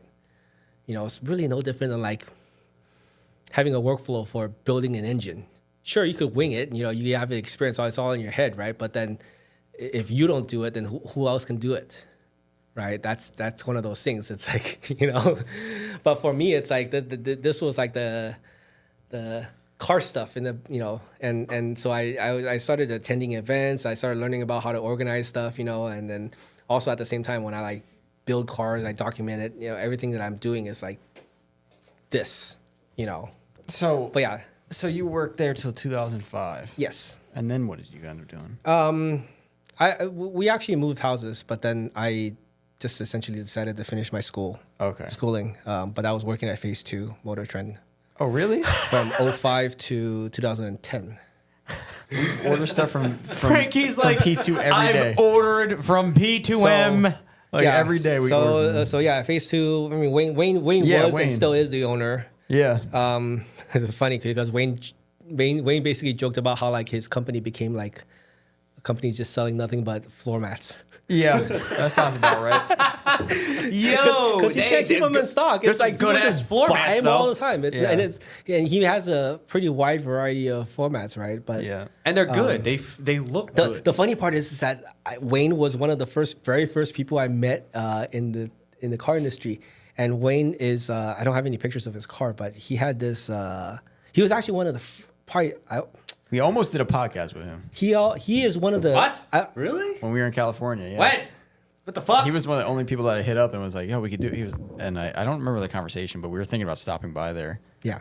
Yeah, but it didn't happen. He is one of the first three people I can say this with high confidence. He's one of the first three people that did an SR swap in the U.S. Yeah, we gotta have him on I don't the know if he's the first, but he's definitely one of the first three. What? He had an S13 red top in a 95 or 96 Zenki white body. Wow. He did this, I want to say roughly around high school, because he's a year older than me. He graduated high school in 95.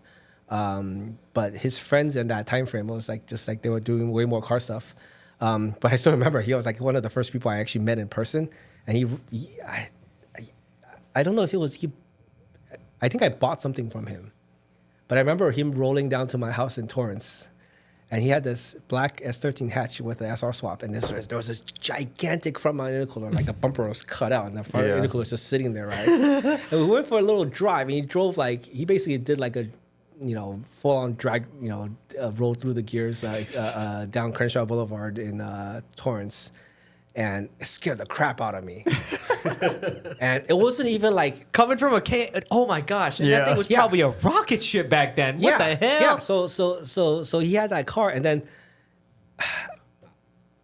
I think maybe the elements of the story are wrong, but I know that he wrecked the car because he was running spacers at the time, and one of the rear wheels fell off on the freeway, Oh no. and it bent the chassis. So he basically moved on to another car, or something like that. Yeah. I don't know. Now I'm running Amazon spacers. So you ended up working there after. Yeah. I mean, it was mostly because I needed a job, and the community college I went to was more or less down the street in Okay. the same area. Yeah, So it's convenient. I was like, okay, well, hey. And you probably did some of the same stuff you did at the other. I mean, he's still importing stuff. He was importing parts and all that stuff. Not so much. Oh, back so then, what maybe. it was back then, he was doing a lot of circuit sports Okay, yeah. stuff, but Yeah. he was not doing anything related to actual importing, mostly because so it was weird because it was like the car industry was built around especially in Southern California, it was built around like a bunch of friends that knew each other. So he was good friends with Alex from SP Engineering. Alex Shen, SP Engineering. SP just stands for special projects, but SP Engineering is like it's one of those weird things.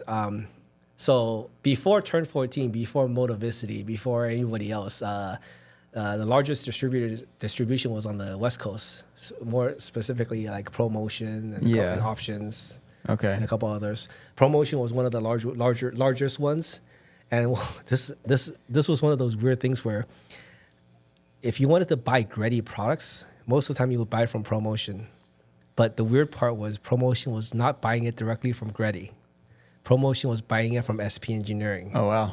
Or something to that effect. It was a really So weird arrangement because Different people were importing things. no. It wasn't so much about importing. It was more like so and so wants to sell more, but they don't want to open up a new account because it will cannibalize your existing customers.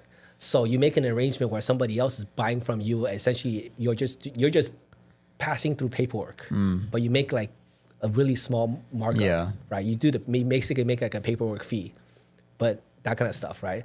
So in reality, it was like if you wanted Grady products, SP Engineering had the lowest cost because of their relationship. Yeah. So the Wayne was buying Grady from SP. Okay. Same with like Blitz. Yeah. Oh yeah, I'm wearing a Blitz shirt. That shit fire.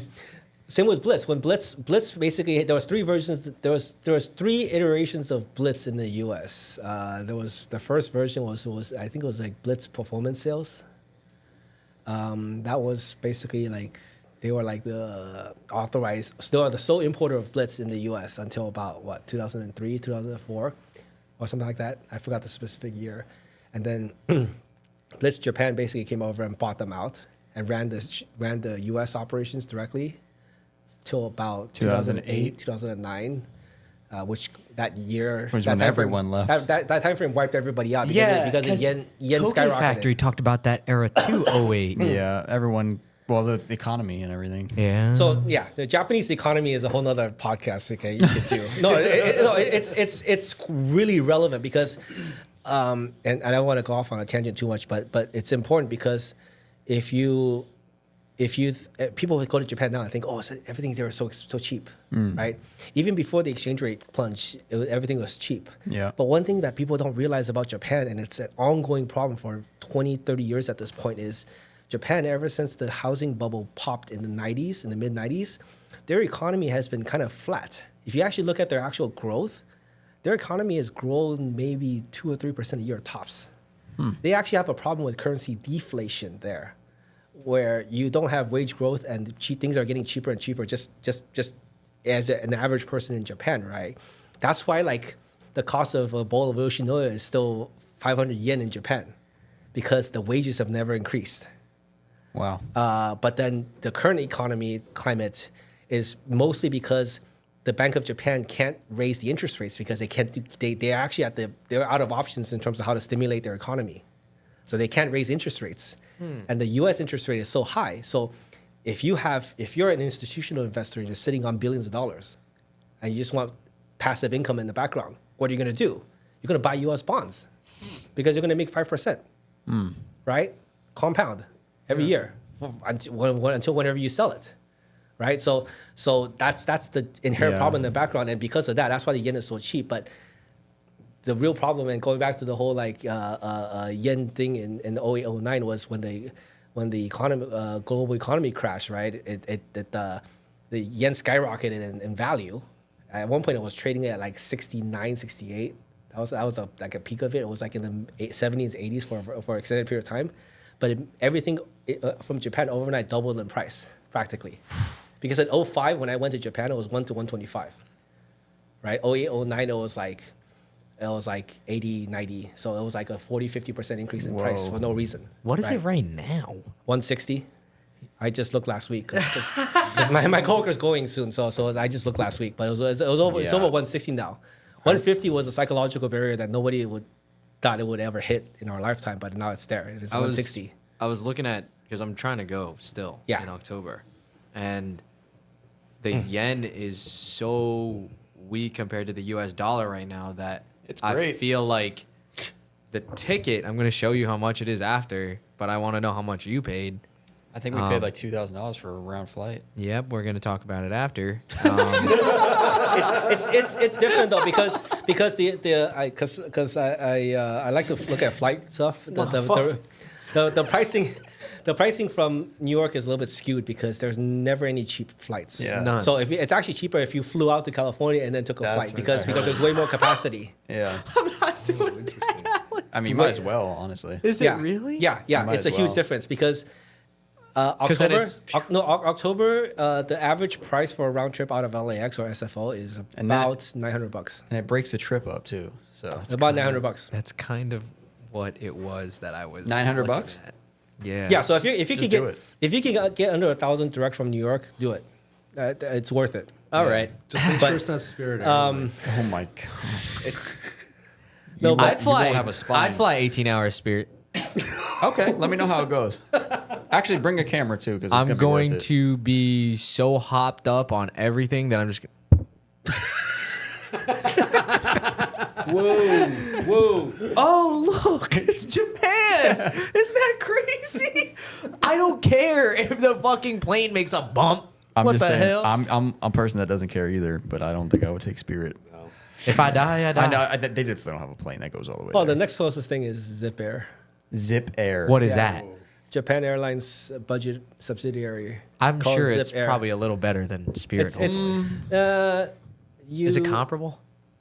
Everything is you have to pay for everything. Yeah, that's like Oh, Spirit. it's one of those. Yeah. So it doesn't even come with seatback entertainment. I was gonna say, oh, you want a chair? Well, now we got this. No, I know. But you also don't get you don't even get water. I'm not kidding. Look up Zip Air. Look up their amenities. believe You it. don't even get water. Oh, you wanted so a you have drink? to pay water. Oh, you wanted air? You wanted oxygen? This is well. We only provide zip here. You got to get the air separate. So, but Wait, you wanted a seat? But the true thing about Zip Air is that if you want a lie flat seat, you can get a lie flat seat for essentially less than half the price of a normal lie flat seat. Too. It's just in the cargo area. No, just like the front business. Imagine.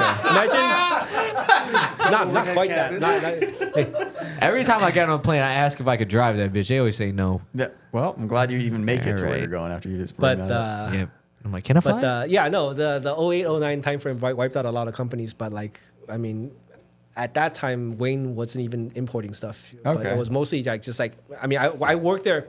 I still remember this because from 2005 to about 2009, a ton of our customers were just people in the military that had freaking Iraq or Afghanistan deployment money, and it was just like spending money left and right. It was wild. Some of the biggest customers that we've had were just straight up guys that were just like calling us from the base. Call that the Bush Bucks. They're calling us from like Afghanistan and be like, hey, I want to buy all those parts. So I'm coming back to the US in like 3 months. I want to buy all these parts and got all these parts lined up, and then they were just like no problem spending $10,000-$20,000 on parts. Whoa. Like it was wild. It was, That's it. But, Hell yeah. But Hey, I was like, I was gotta like, come home to a built SR, please. Like that's what I'm hearing. They just want to come home to a pile of parts. Yeah. So then they Yeah. can just Yeah. get started. So it was that time frame, right? And drifting was becoming. Yeah, drifting. I mean, drifting. Oh, yeah, drifting. I mean, it started really taking off. Like, as far as California was concerned, in like 2001, 2002. Like, because it evolved from doing like those car control groups, Yeah. like track days, to now we can do parking lots. Yeah. So now we can rent out like, let's say like an airfield or someplace. And then they were And at some point it became like, we can rent out a track. they're letting us on the track. Whoa. No, because the track owners hated it because they hated the fact that there was all these guys tearing up the edges of Yeah. the track. Because when you Yeah. go off and you come back on, it tears up the asphalt. We were just on the talking edge. about this the other day. Somebody on an Evergreen Yeah. thing just got torn apart because they're like, Can we patch up some of this grass? And it's like, Well, how no, about you don't go off? Yeah, exactly. It's like exactly. It's like suck less. Yeah. But I just hit my Damn, mouth. Carl's calling him out.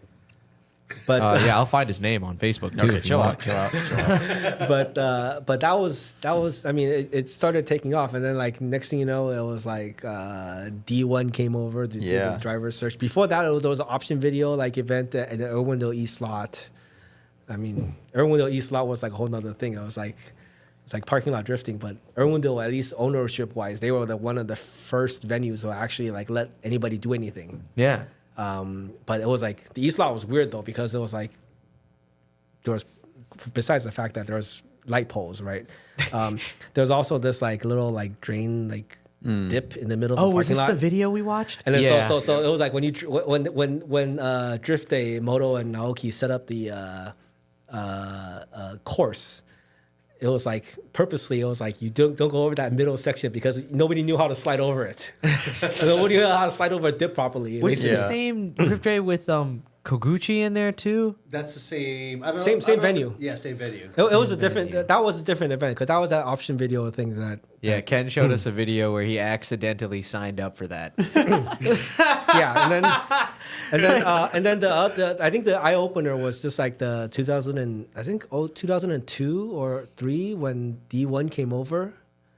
And they ran the Irwindale course, and the way they had it set up, it just I think it changed a lot of people's minds, mostly because, I mean, Irwindale Bank, right? The fact that they ran that Irwindale Bank, and the original course was like you do the bank counterclockwise, and then you had a left hand, right hand transition, and then a sweeper in the center. and you go around. That kind of like it challenged what a lot of people thought was possible, right? And then from there, it just kind of like then you started seeing the skills progression, because initially it was like the U.S. drivers, you could see there was a pretty significant skills gap versus the Japanese drivers, but then at some point it was like, I think it was like the first couple of years, it was like dominant players was like Sam Hubinet and Reese Millen, right? Because they had Super high power cars. super high power Hubinet had cars, like but- a Viper or but something. more and importantly, Reese Millen had a GTO. No, but more importantly, they were, I think probably the most important thing was they were not driving their own cars. Because, for example, Dai Yoshihara, his first year, he was not driving his own car. He wasn't even driving a built car. He was driving Jerry Yang's personal car. The I Love Racing Pacific Rim S13. Yeah. That was Jerry Yang's personal car. That's funny. I have a shirt with that. Oh, damn, I actually Alex don't know if I Pfeiffer have drove it. his own car. I mean, it was infamous because he competed against Hubinet, right? You know, here's his stock 4AG, and he clutch kicked the crap out of it and whatever. Yeah. So he drove his own car, but everybody else basically drove some version of a stock-ish or mildly built stock shop or own personal car. Yeah. Andy Yen drove the Autolink car.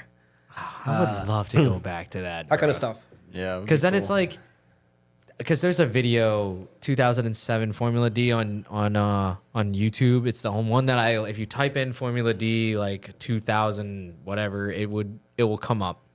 And Ryan Turk in that video has a S13 KA with like 15s in the back.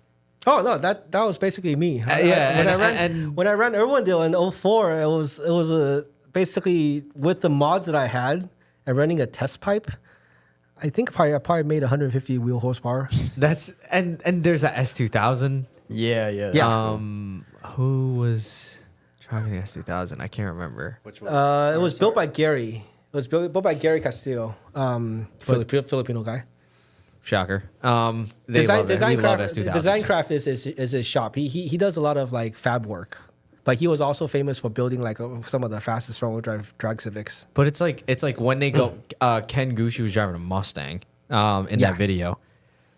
When you watch that stuff though, it's like when people hit or they like make contact, it's like the end of the fucking world. Yep. Now it's like yeah, give me that door. I'm like no, Yeah, like bring me that's- back to that. Yeah, like that stuff to me was like that's kind of what I thought drifting was and still is. So like it's kind of cool. Like we're literally going back to that. People are trying to find new chassis. People are trying to do this, make it work, whatever. Like it's evolved into pretty cool stuff. The other thing too is also like back then it was like you had a lot of experimenting. Very specific example, 2004, because Five Ziegen was like the whole selling F&O and RCs, like trying to get everybody to buy the wheels, right? But we were also sponsoring everybody left and right. So like half the entire FD crew was sponsored by us. No, like all the Falcon cars were sponsored by us. No joke. Yeah. Because we knew Nick from Falcon like well, so it was like, here you go, here's a bunch of wheels running on your cars, right? But we sponsored Rotoro, and that the first 2 years of Team Rotoro was Ken Gucci and Ernie Fixmer. With the S13.5. I love Ernie that Ernie car. had the S13 hatch, S13.5 hatch. Ken had the S13 coupe. Yo, I fucking hope we get to meet Ken Gucci again one day, aside from the bathroom at E-Town. Yeah, Carl, don't tell anyone that story. I actually ran into Ken Gucci once at a Starbucks, but he had his sequential transmission in his IS, right? And he's at Starbucks buying Starbucks drive-thru. I walked by, I was like, Ken Gucci. That's crazy. But when Ken that I remember because that year for Formula Drift was when there was 4 events only. There was Atlanta, Houston, Sonoma, and Irwindale. Sonoma was at the back then it was called Infineon Raceway. Now I forgot the name of the track now. I think it's just called Sonoma Raceway now. Yeah. And then Houston was a weird setup because it was at Reliant Stadium back then. It was in the parking lot of the football stadium. But it was just like essentially the course was set up like K-rail and just like a J-turn kind of setup. It was very straight. It was very simple. And this was also when FD needed credibility. So they had Tarzan Yamada being one of the judges. And so he had that Benihana Viper car. Yeah, that shit looks sick. Yeah, and then I think 1 or 2 of the other judges were also from Japan. But the reason why I said like a lot of experimenting was the way Ernie's cars was set up. Ernie can tell you more if you ever ask him. But I remember because my friend Richard was the team manager for Rotorua at the time, and I knew all the people at Rotorua personally before. And what it was the way the cars was set up. For some reason, it kept breaking the axles, and it was like one of those like. At Houston, it was just like the moment you started doing practice runs, a broken axle. So they were trying to figure out like why. Maybe it was like the way the concrete surface was because it was a really hard concrete surface and with like joints, right? And so maybe it was the way it was going over the joints that was causing the suspension was too loaded or whatever, right? But back then it was just like you didn't run too wide of a rear tire, right? You didn't run too sticky of a rear tire because you wanted the car to be able to slide. Yeah. But at some point, people realized that hey. You actually need more tire and slightly more traction to have more control. Yeah. So it was one of those counterintuitive things that people transitioned over. And then when they did the transition, then you really see like the amount of like builds, like crazy builds take off. Yeah, now you need more power. Yeah, and then the FD rules sort of kind of like went along with it in terms of adapting and restricting what you can and can't do on the cars. When do you think that was around? I mean... It was just one of those things that happened, right?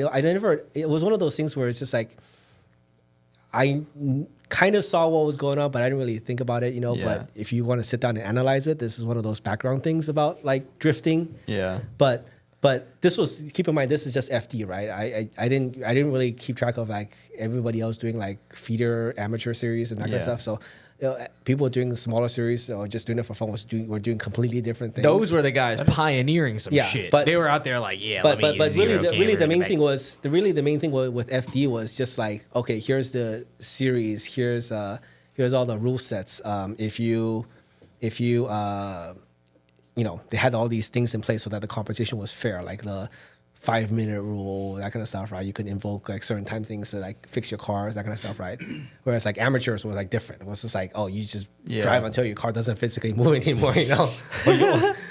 That kind of stuff, right? So it was a little bit different. So, and also like amateur series, you had a lot less, tandems were more for fun, right? Yeah. But you didn't really have anybody doing like tandem for competition. Huh. You know, that's interesting. I feel like the moment I get in chase, the only thing I want to do is fucking make sure I'm driving better than that dude in front of me. Yeah, true. Like that's so weird to think about. At some point, unless it's like actually like just. At some point, it got added on. Some point, it got added on, but it wasn't like a thing in the beginning. It was more like you would just judge on solo runs. That's interesting because I feel like it's almost the opposite. It's a complete opposite now. Yeah. Everyone wants to see you even do that. Do a crazy chase because it's like, oh, okay. If but that lead driver, like when they got rid of the qualifying in Formula Drift this year or whatever, I was like, damn, that was kind of like the cool part. Yeah, but now it's seating. Now it's like the tandems have to be good. I guess I just don't want to see that. I want to see the qualifying. I like tandems. I mean, it evolves, right? For me, and later on with like when I took the BRZ to the track, for me it was like always like car control. That was more than anything else. It was like drifting was like car control. You had to learn and know the fundamentals of driving before you can get into drifting. Yeah. Right. You can't just drift. You have to like if anybody can, do donuts in any car, right? But you actually to do actual beautiful donuts, for example, to do something that's like looks nice, looks like it's actually done on deliberately. That's a different set of, different skill set. Yeah. No, you mean sense. Yes, Carl. What, the ones you fucking did outside the shop? Yeah, jackass. Well, hey, just like when I wrecked my S13, right? If different things. Those are two different things, Alex. Those are two different things. No. If nobody saw it, did it happen? Well, let's go to the There's photos. cameras all over the front of the building. But Frankie was probably we didn't there. see it. Yeah, we didn't sure. see it. We just heard the noise. I was sitting there. I heard it. I was like, "Yep, some assholes outside." Yeah, it's me. And it's Carl, the guy who knows better. Yeah, it's me. But yeah, I mean, Did we wait? Did we get questions? We from- did not. We Okay. did not do that because it wasn't live. Yeah. So we don't have But- that. But We just went through like a good 8.5 years worth of. I know. I'm trying. Random stuff. I'm trying to see where this goes. I want to see you know? when it meets up with current day because it's also like getting late. It's Yeah, like, no, we've been doing this. we for don't like need to do a 3 6-hour podcast. We've literally been here 3 for hours. 3 hours. Yeah. Has it been that long? Yeah. Holy crap. 3 Almost, hours. Holy cow. Should I come back and do part 2? In You like, probably in like will 3 have months? to. You probably will have to either way. Because I'm Mets- still down to Mets- get dinner. I'm hungry as shit right now. Mets versus Dodgers in the NLCS, and then I'll come You're back. putting a lot of pressure on my Mets right now. I know, right? Hey, Steve, gotta give Steve Cohen some pressure, right? We're only one game over a 500 right now, so. you know. Okay. Baseball but- guys. Over Yeah, I know. I,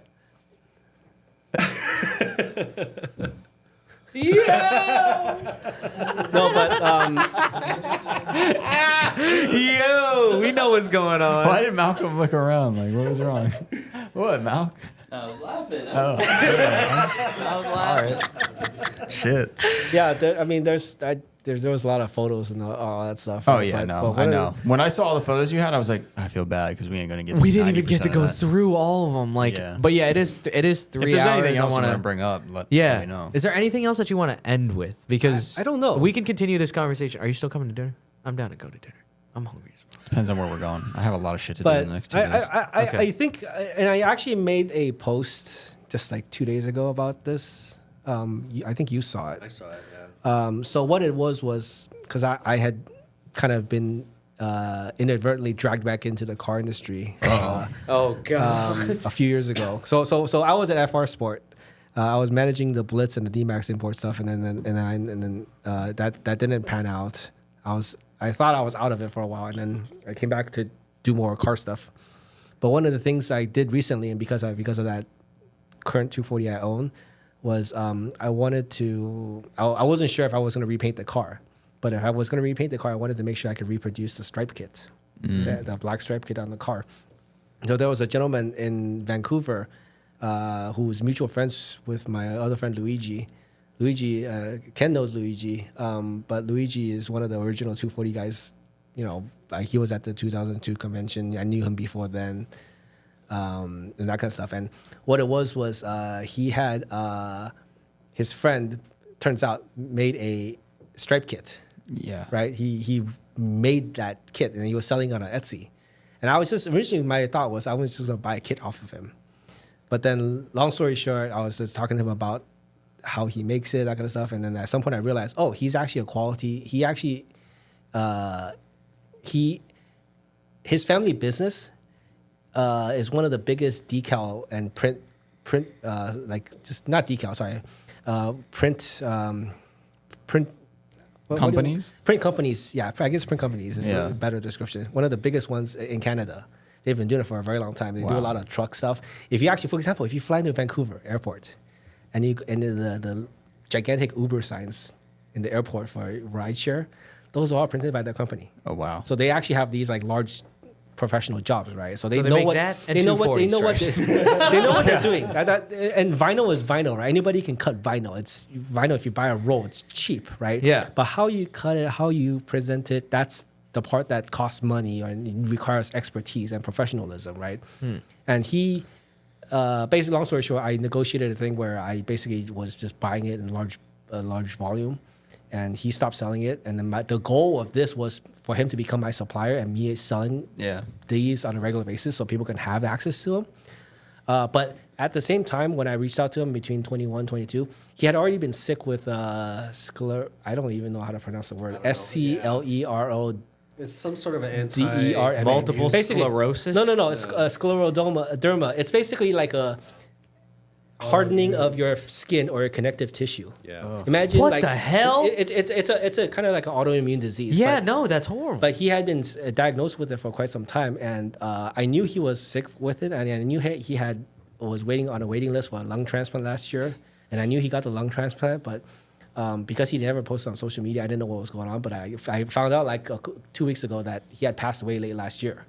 That's horrible. But the important thing here is that, and this is very similar to the Matt Kemp story from before, was that there's a lot of like there's a lot of things about this car industry, right? That people are just like, oh, I want to have fun with cars, whatever. But there's also a lot of things in the background, like that's like a human element, as far as like so and so is a shop. Or maybe they sell products. Or maybe I want to buy this, and I don't like them because they have bad reviews or whatever, right? But ultimately, what it comes down to is that if a couple of things is if somebody can provide a consistent, reliable service, maybe not the best service, but they can provide something consistent that you can rely on, then that's one of those things where it's like you gotta make sure that you keep supporting that type of like company, brand, whatever, right? Because that's the most important thing, is that because a lot of companies, they don't run their business right, and they don't treat their customers right? But that's a representative of a larger problem in terms of Within that organization. correct. Or whatever. Yeah. But also, there's also a lot of companies that have been around for a very long time. Like, excuse me. Phase 2 is not selling direct anymore. Phase 2 is not selling like the traditional tuning parts anymore, right? Wayne's becoming more of like selling floor mats. Floor right? mats But- and lights. Yeah, but corner here's lights. The thing, here's the thing, though. He's still around. Yeah. Right? Yeah. Ken had a question earlier about like, And he's a great- Phase 2 stuff. great guy. Any good anymore, right? I look at it probably from a perspective of he obviously went through the trouble of trying to source this product and that kind of stuff, and he offers it to the public for sale, and that's it. You should just take that at face value, because if after 25 years he's still doing this, not as a service but as a business, right? He's obviously doing something right, so that has to have some intrinsic value. Same with the Enjuku or 240sx motoring. Like Ken at Enjuku is obviously doing something right to be able to grow his brand like this, right? I mean, he has other. He doesn't want me to talk about it. So Ken specifically told me not to talk about this like a couple years ago. But I'll still mention it. No, look, like IRSR. Yeah. Is We all know. their brand. Yeah, We all know. everyone No, we all know, but Ken doesn't want people to talk about it. I know. But everyone knows. But everybody knows. We all know. Ken, we all know. Ken. Yes, ISIS, We all ISR.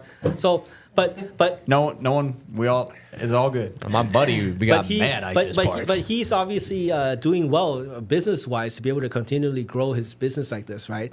Same with Jeff at CIP, 240sx Motoring. Yeah. Like Jeff Rika. I mean, the fact that he's gone to become a professional race car driver for Hyundai. Wow. I never knew that. I did not know that always either. wondering He's racing a about that. Hyundai Elantra N in the TCR series. He also has ran the 24 Hours of Nürburgring a couple of times already. Oh, wow. As a factory Hyundai driver. Whoa. Not like a top tier, but he's still one of the factory back drivers at there, right? But at the core, his business is 240sx Motoring that evolved into selling Hyundai Genesis parts. Gen Racer is his company, also his brand, right? But what I'm ultimately getting at is that there's a lot of companies that are out there that have been doing this a very long time, and they're obviously doing something right. And those are the kind of companies that need to be, I don't want to say supported, but you need to keep that in mind next time you want to buy parts or that kind of stuff. Like, or like Faction Motorsports. You guys, like just ultimately, like because in the car industry, anybody can buy a part to resell, Yeah. right? But it takes very little for somebody to not stick around anymore. Yeah. Prime example is FR Sport. Yeah. Right? They're still around, but they're nowhere near what they were doing before. I was going to wait till after to talk to you about this. But what I'm saying is that there's dozens of companies like that where they started doing something and they disappeared off the face of the earth, right? Yeah. And then or whatever, right?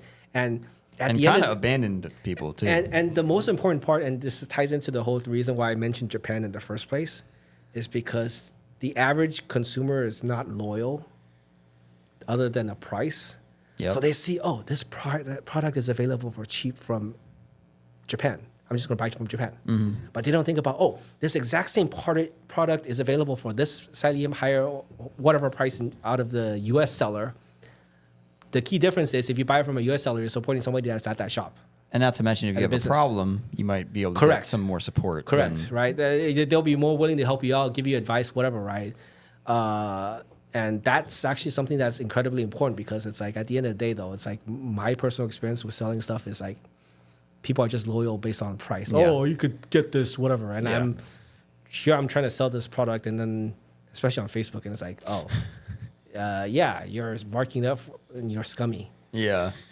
Did Okay. you ever end up following through with the line thing? Even though he passed away, the what do you call it? The trim. Decal? Oh no! So I had already purchased like 50 kits. Okay. And I was selling them, but then after the first 10, it was just incredibly difficult to sell the rest. Yeah. Okay. I figured that's. I what mean, you're the talking last about. 10 I practically gave away. I gave you like I have a bunch. 3 sets or whatever. I bought 2. Yeah. He sent me a whole bag full. I was like, what is all this? No, because it was all the leftover pieces, and I couldn't do anything with it. I wasn't gonna toss it, right? But You know who needs that shit? Chris.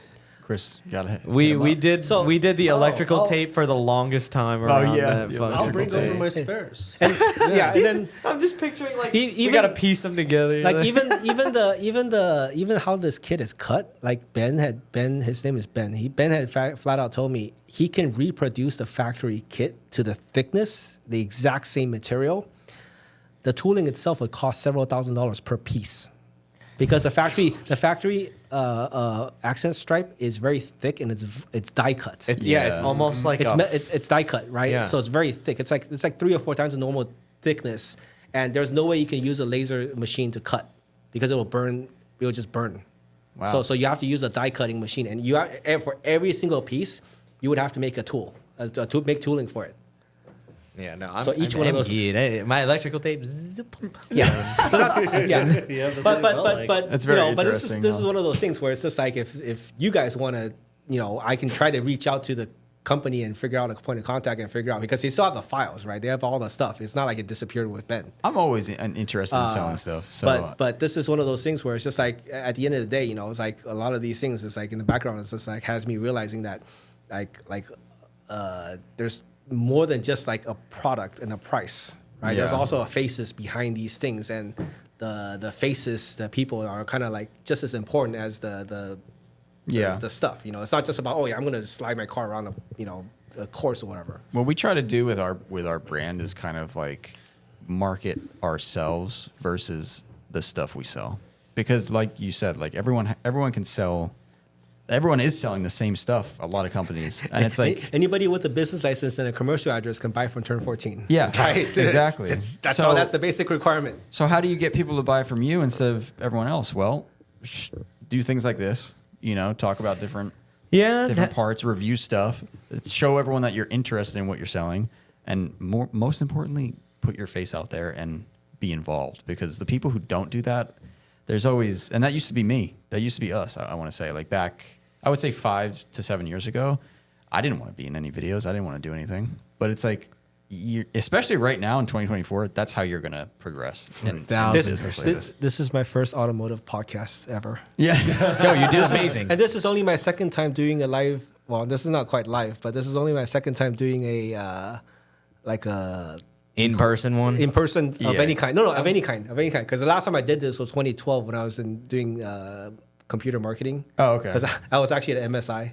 Yeah. for a while. 2012. Holy. And I went to Tech Reviewer's website. Sorry, Tech Reviewer's office in Kentucky and did a live stream of promoting like some product. Okay.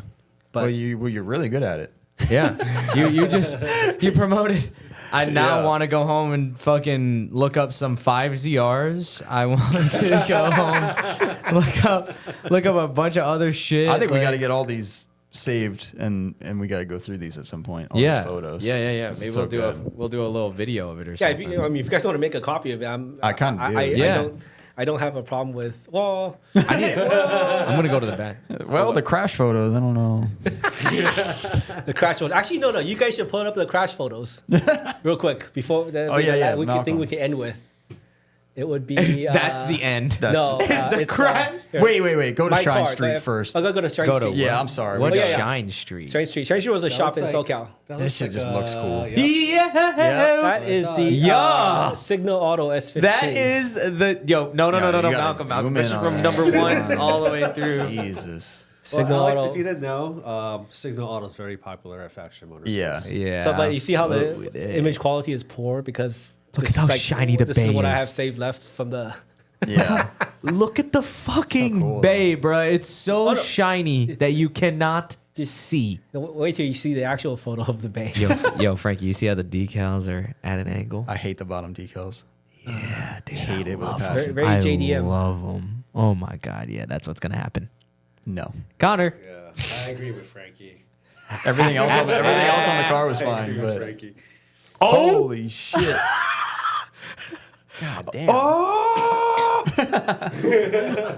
Is that a like T88 or something? Holy That's a fuck, big that's for an fucking turbo. airplane, bro. T1000. T1000 like a Terminator? Yeah, it's just gonna start shooting at you. Damn. No, you know what's crazy is Daryl's engine bay is littered with so much of that like hose and stuff. Yeah, it looks Like where awesome. it's like How much power does this thing make, you think?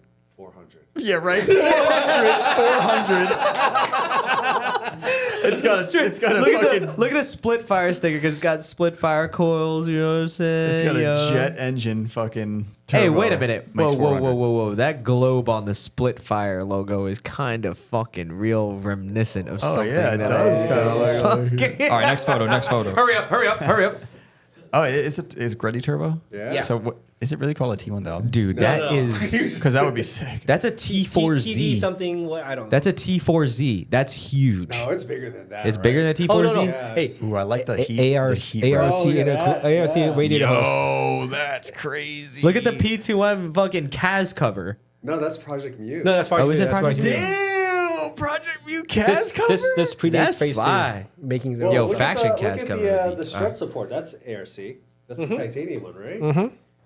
What the fuck? They made some cool shit. Yeah, it is. Yo, look at the size of the exhaust housing I on know. that fucking turbo, dude. It's a fucking plane engine. That is not normal. No, if I remember correctly, they built this for drag. Look at the look at the crankcase set. Because Like, look at the I remember PVC the car setup. came over for like one of the import drag race things.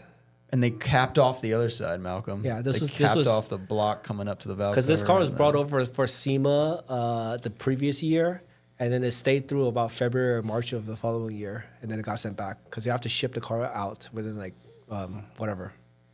But Interesting. Fuck, dude. I know. That's a clear one. Yeah, we got to save all these photos, Malcolm. At least this one, this folder. dude. Yo. Yo. Are those Ganadors? Yeah. they are. CE28s. Cool wheels. Not for this car personally, but What? I don't. Yeah, CE28s. yeah. Look at it. Yeah. I'm gonna That's fucking a have cool all of bumper. them. Fucking. Beep, beep, beep, beep, beep. License plate from Osaka. Oh, that thing straight pip. Here, let's just cut through a dash. Like no big deal. No. But Air the, vent, no, right? the weird part, the crazy part is that if you look closely, though, the cage actually goes through the vents. Yeah. That's this is one of those things, weird things about Japan. They'll make a cage that goes through the vent and not cut the actual dash. Yeah. I love But then the worst part is you can't even take this apart now. Yeah, you can't take the dash out. Yeah. What? Now you could technically like lift it up and like you would just slide it along. Or you have to cut the Yeah. cage Does out. anyone I would know cut what the that side what out. that thing is on the door bar near the bottom of the photo? That. That's for the netting on the side. Yeah, it's sort of netting because it was a drag car. Oh. Yeah. Oh, you didn't know? Yeah, because yeah. Anti-yeet mechanism. Oh yeah, look. Yeah, I know about it. Yeah, IDRC. See the sticker IDRC? Oh, yes. I Import remember drag racing circuit. that. I remember that. You're just so smart, Carl. Thank you. You're just so smart. I literally knew. Here's why. Because at Drift Appalachia, that's one of the requirements. Super Street.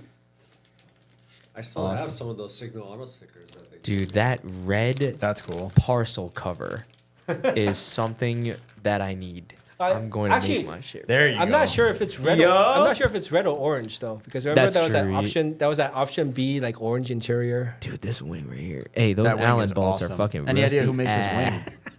No idea. That looks like the uprights just look like somebody made it like out of something else. Rusted bolts. Yeah, that's literally what mine looks like. Probably AP. Oh Lord! Whoa. Oh yeah. So, Yo! so this was an actual car meet. This was one of the meets I organized at my friend's shop. Oh, these it's are an actual these are all the other. That looks cars. like all Oh three wait, yeah, that is a 240s I own. 180. That's a 180 SX. Yeah. Oh yeah. So this is for life. my friend Patrick that used to work at HKS. Patrick Hayes. He is the owner of this car. Yeah. It's a real 180. Yes, but no comment. Okay. Okay. All right. We can talk about that maybe later. Yes, we'll talk about it later. Yeah. Yeah. Yeah. That looks like 2024 for real. Here's a random S14 SR.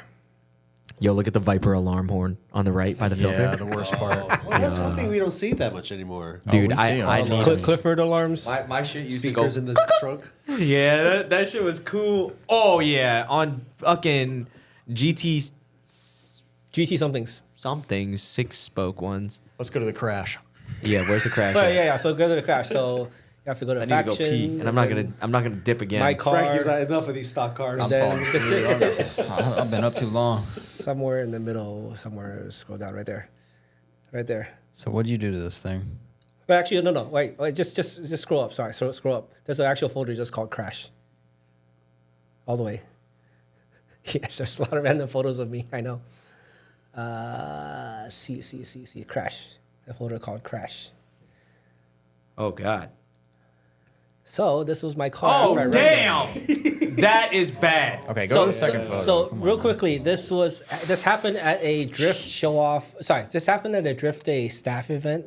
They basically had a private event for Drift Day staff members, and we ran the D1 course. And that morning, Alex Pfeiffer sat in my car and basically told me how to drive my car and slide it like I had 1,000 horsepower. And this is what happened. And so this is the crazy part. So because I was underpowered, right? So I would come on the Irwindale bank and then clutch kick, and then the car would just slide, right? But what it was he told me to do the transition. Oh, Not- to go up into the wall. transition, but not lift at all. Oh yeah. So what it was up until that point, when I transitioned, I would lift, and the car would Yeah. rotate naturally. Yeah. And I would get back on the throttle. He told me not to lift. He just says floor it all the way.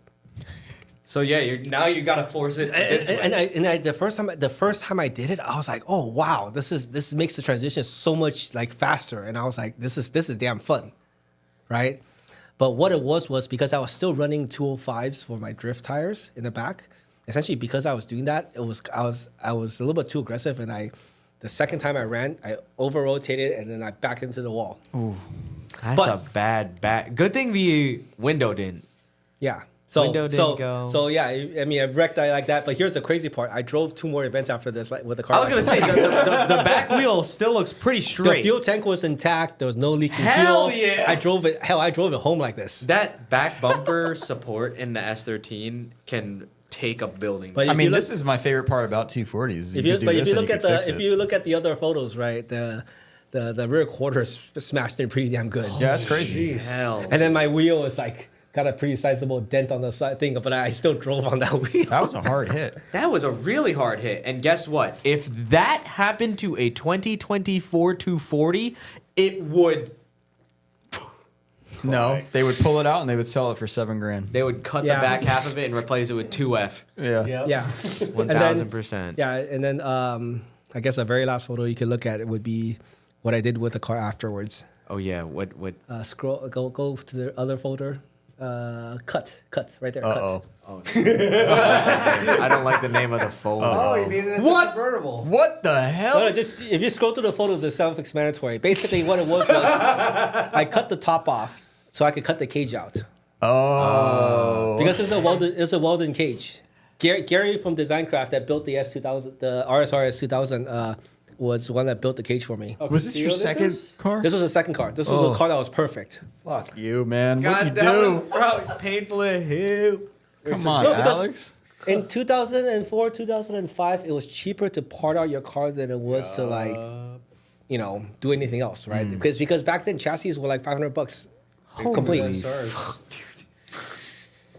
He cut the roof off it. Yo, that shit was caged. Milwaukee Sawzall is so easy to drive. Oh my God, holy crap. Milwaukee Sawzall. Seriously, the top came off in about 5 minutes of work. It's because it's a 240. Yeah, well, that too. I mean, I think cars in general, like the sheet metal is just thin. Especially Nissans. Well, You could have banged that whole thing chassis out. from getting crushed though, right? Like without that roll cage. Yeah, the roll cage helped. Yeah. The roll cage Oh, saved the yeah. roll cage saved the back end of the car. It would've folded, Because Gary built a proper cage. Those boxed in where it met the strut towers.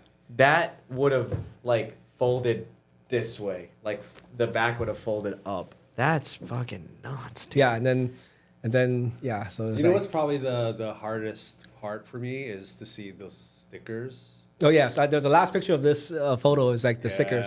Damn. So Drift Day competition 2. National Convention. Damn. Well, Dude, I got the tape. Yeah, It's at the crib. The Ken left it over there. Drift Day competition 2 was my very first Drift Day event, and this was at the Irwindale East lot where there was that little dip, and that day I came in third place. Mostly because the way the course was set up, it was only going mostly one direction. So they kind of overlooked the fact that I spun out at the end of the course, right? But the first place winner for that day was a guy named Ryan Hampton. Oh, AZ240. 240 guy, AZ240. He was like a test driver for like Continental Tire or somebody else or whatever. He's also a stunt driver. Also, Second IRL professional driver. Yeah, so he drove a Corvette that day, somebody else's car, not his car. And he also drove in Formula Drift for like a couple years. The second place winner that day was Calvin Wan. So he was a Falcon driver for a long time. Now he does like he's also some type of stunt or professional driver. They always end up being stunt drivers. Yeah, but because you make money that way, you can That's film the- commercials that make money all day like that, Yeah. And then everyone's in I somehow California. came in third place. It was like, and then no, the guys at Club 480 were like, oh, you got third place not because you were just consistent. Like I like that drove you- the same way every single time. It was like, but it was just like hilarious. I like how you made sure to take a photo of those stickers. I know, like as we were talking about him, Yeah. click, picture. I'm like, oh damn, he fucking thought of everything. Yeah, so this was the car, and then afterwards I just scrapped it. It's like scrap metal. So Probably Well- $40. And that's the life cycle of a 240sx. So Pretty much. I'm glad we were able to show that to everyone. pretty much, watch. Somebody's gonna see these photos, and then they're gonna post it on Facebook saying, "I'm parting out a car, right? Like a scam." You're gonna find him on a Facebook Marketplace ad. But Alex, thank you so much for coming on. Yeah. Man. And Ken, thank you for the plug. Yeah. Thank you. Thanks for putting us on. Dude, If it allows, we can come back, and I can come back next time and spill the real beans of the. That's fine. we'll do that on a industry. Patreon, and then we'll get you one of these. Yeah, then we can do that. you'll be. Yeah, we'll give you one of these bad boys. Yeah. Just With open it, IV. and I'll have a sniff, and I'll be drunk. Yeah. That shit is a leader. God. Is there I anything think else that you wanted to share? Any other we wisdom? got a lot or- of important information. on Yeah, this one. seriously, this has been an I'll share the amazing juicy one. details with you guys offline. Okay. Yeah. All right, cool. Then let's end this thing. Thank you I'm trying to guys hear so some much. This has been another episode. Peace. Yo, I did not know you worked for FR. Oh, yeah. So now I'm gonna yell at you. One time they delayed my order for a really long time. Well, that was an informative podcast. Yeah, it was like a blast from the past. Yes. It's like opening a time capsule. Once you plug that USB in, it's like, what year was it? I was thinking we probably should have saved more photos from that. Yeah. Yeah. Well, you could always send us them. Yeah, I guess so. Yeah, I hope you guys enjoyed that podcast with Alex Chang. Awesome guy. Yeah, he's been around. And he's very informative. I learned a lot from him. We went to dinner afterwards, and Oh yeah. yeah, and it was even more info. Carl was just sitting there like, huh? His eyes wide open. What? No He's learning a lot. Yeah, no way. nah. But yeah, thanks for coming by, Alex. We loved having you on, and I'm sure we'll have you back because you have enough stories probably for like a 9-hour podcast. Yeah, I mean, and if you ever go out on the West Coast again, you could hang out with Yeah. him. Try to get him on an. Hopefully he can introduce us to Wayne from P2M. Oh yeah. Well, Wayne's in like New Mexico, I thought. No, Oh, he's in California. Fontana, yeah. Oh wow. Yeah, you're thinking of GK Tech. Yeah. Oh yeah. But yeah, guys, we're doing the outro a little bit late. We're doing it a couple weeks later, so I'm like trying to remember things we talked about because there was a lot of things that we talked about on this podcast, like the Signal auto cars. Malcolm said he had no idea what was going on. This all looked crazy to him. Yeah, it was so like. Did it look like Did drifting look like it does now? It looked way simpler back then. Yeah. Like more. Like let's just drive. Like not really. Yo, let me make my shit look sweet. Make sure there's a certain amount of stickers on my car. Yeah. Yeah. Yeah. It was simpler, but yeah. Thanks, Alex. All right. So as far as the shop, what do we got going on? I feel like there's some stuff that's been going on this week. We got our shipping area figured out, I guess. Oh yeah. As far as shop cleaned updates, up a bit. Yeah, the shipping area. The parts department the is whole all loading dock area is completed, I would say. We got used oil tanks. Guys, if you got used oil and you're local to us, just bring it by. Feel free to drop it off. We're like it's like an AutoZone now. Yeah, we're gonna be like an AutoZone. So just come by. You can dump your oil here. Just oil, no coolant. If there's coolant in it, I don't want it. Dump And it you down better the sewer. not I'm lie to kidding. us. Don't dump it down the sewer, but you know, don't bring it here. But yeah, so we're doing that now. You know that we're just giving back to the community right there. Okay. You know what that is? Yeah, it's paying it forward. Because I can make a confession here. Go on. I used to dump oil down the sewer. Not here. Never here. I'm talking about when I was a kid. So I'm talking about kids out there that are doing oil changes in their parents' garage and they're like, oh, where do I dump this? Well, this looks like a good spot. The water for the entire community. Let's dump it in the water supply. I remember Ethan saw me do that one time when I was like 18, 19, and he's like, what the fuck are you doing? And I was like, oh, this isn't the first time. That's so yeah, insane. guys. Why wouldn't you just dig a hole and pour That's it what in? some people do too. That's what I used to do. Yeah, I think my dad would have shot me. So I just did this instead. That's more natural. But he didn't know about this. So it worked out for everyone. Okay. Yeah. But yeah, guys, you don't want to do that. I'm wearing a wire, by the way. Oh, shit. We're literally talking into mics. That's broadcasted everywhere. No, that was a very long time ago. And it's all allegedly anyway. What kind of arrow you got in stock right now, Malcolm? We got some Origin arrow in stock. I just got a list of kits that we got in stock just to keep it short. We have a 180SX aggressive line kit and racing line kit in stock. S14 Koki stylish kit. You don't have aggressive line. Tom took it. Ooh, Tom Nazaro already snagged it. Sorry about that. And we have a S15 Region kit. Yeah, what's up with this? Yo, who's got an S15 out there? Come get this body kit. Maybe nobody just likes that kit. No, it looks good. Nobody even has an S15. That's what it is. Yeah. Yeah. Whatever. I noticed that you were going through some thrash racing shift knobs and seat belts. Yeah, we have an assortment of thrash racing harnesses. We only have a couple black ones, but the rest are like green, blue, yellow, and I mean, yeah. Yusuf from Thrash said those are the top sellers. Really? Like the colored one, like pink, stuff like that. Nice. And then we have the 3 style of shift knobs, the different shapes. The shift knobs are amazing. Yeah, they're nice, weighted. They're heavy. Heavy. Finally, someone's Simple. selling a heavy shift knob in the drift community because it always was just some plastic thing that added no weight. Yeah. Dude, the best shift knobs have always been the ones that are heavy as fuck and like almost throw themselves into the next gear. Yeah. So I'm glad that someone's doing that. But yeah, you guys got to check out those shift knobs. You have them on the site yet or no? No, not yet. And they're affordable. They're only $50. That's it? Yeah. It's better than a Nismo. Gretty is like 90. Yeah, and Nismo's like 110. Gretty was the next best shift knob we had here. Now I'm hesitant to say the Thrash one is better. Definitely bang for your buck. Yeah, they're both good quality, but yeah, best bang for your buck is the Thrash one. We also have some Thrash seats. Yes, here's our extra Thrash seat list. We have Circus Spec Beta in yellow. Then we have a few Circus Spec Beta wide orientations for you big boys out there. I'm going to cut you off right here. The wide betas, I mean, I don't know if you sat in the yellow one yet. No. There's the regular beta is skinny. I saw by the look of it. It looks like very skinny. really tight. So that's why I ordered wide ones, because the wide ones are kind of just normal. Normal American size. Not normal, but like, you know, you're not, if you're a normal 30 plus waist, you're probably not fitting in that regular one, or you're not going to fit in it comfortably. You might. I feel like you would be the only one here that would fit in that comfortably. If I sat in it, I would be like, this isn't really that comfortable, but it'll work.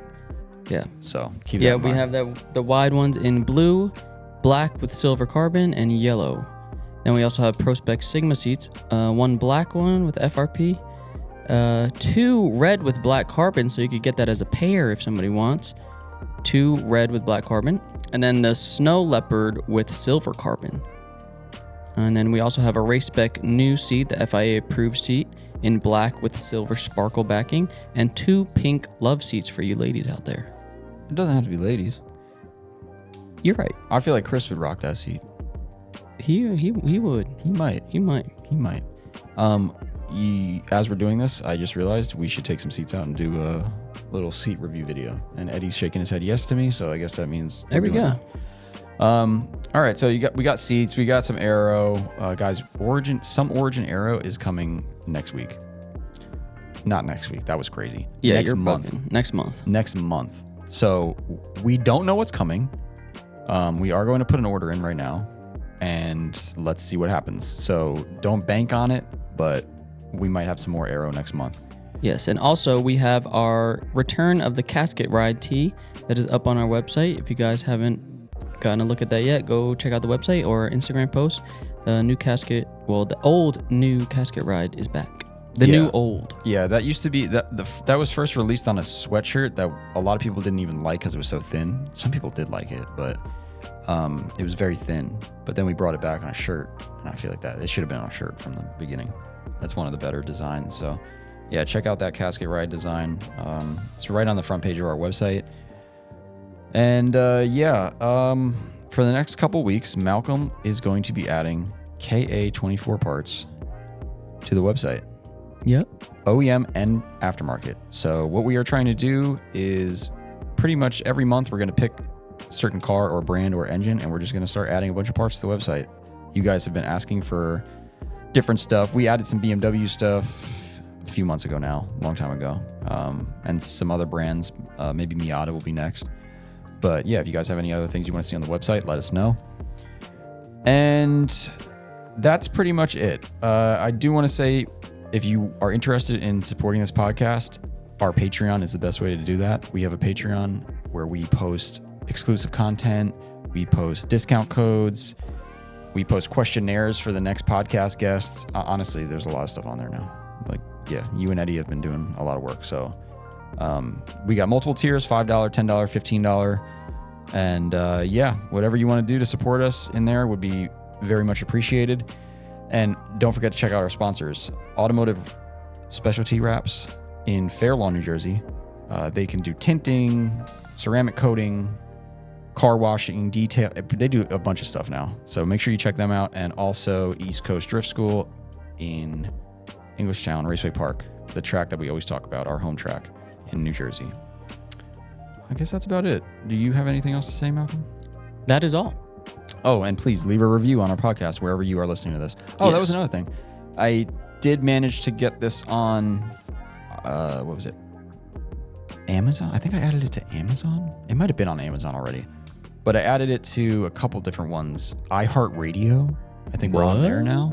Dang. Yeah. So there's a couple other ones that I try to add this to. If there's listening platforms that you guys use, and obviously you probably can't hear this then, but if you're going out of your way to find this somewhere else, but you want to have it on a different listening platform, let us know. Shoot us a DM on Instagram and we'll try to get on that.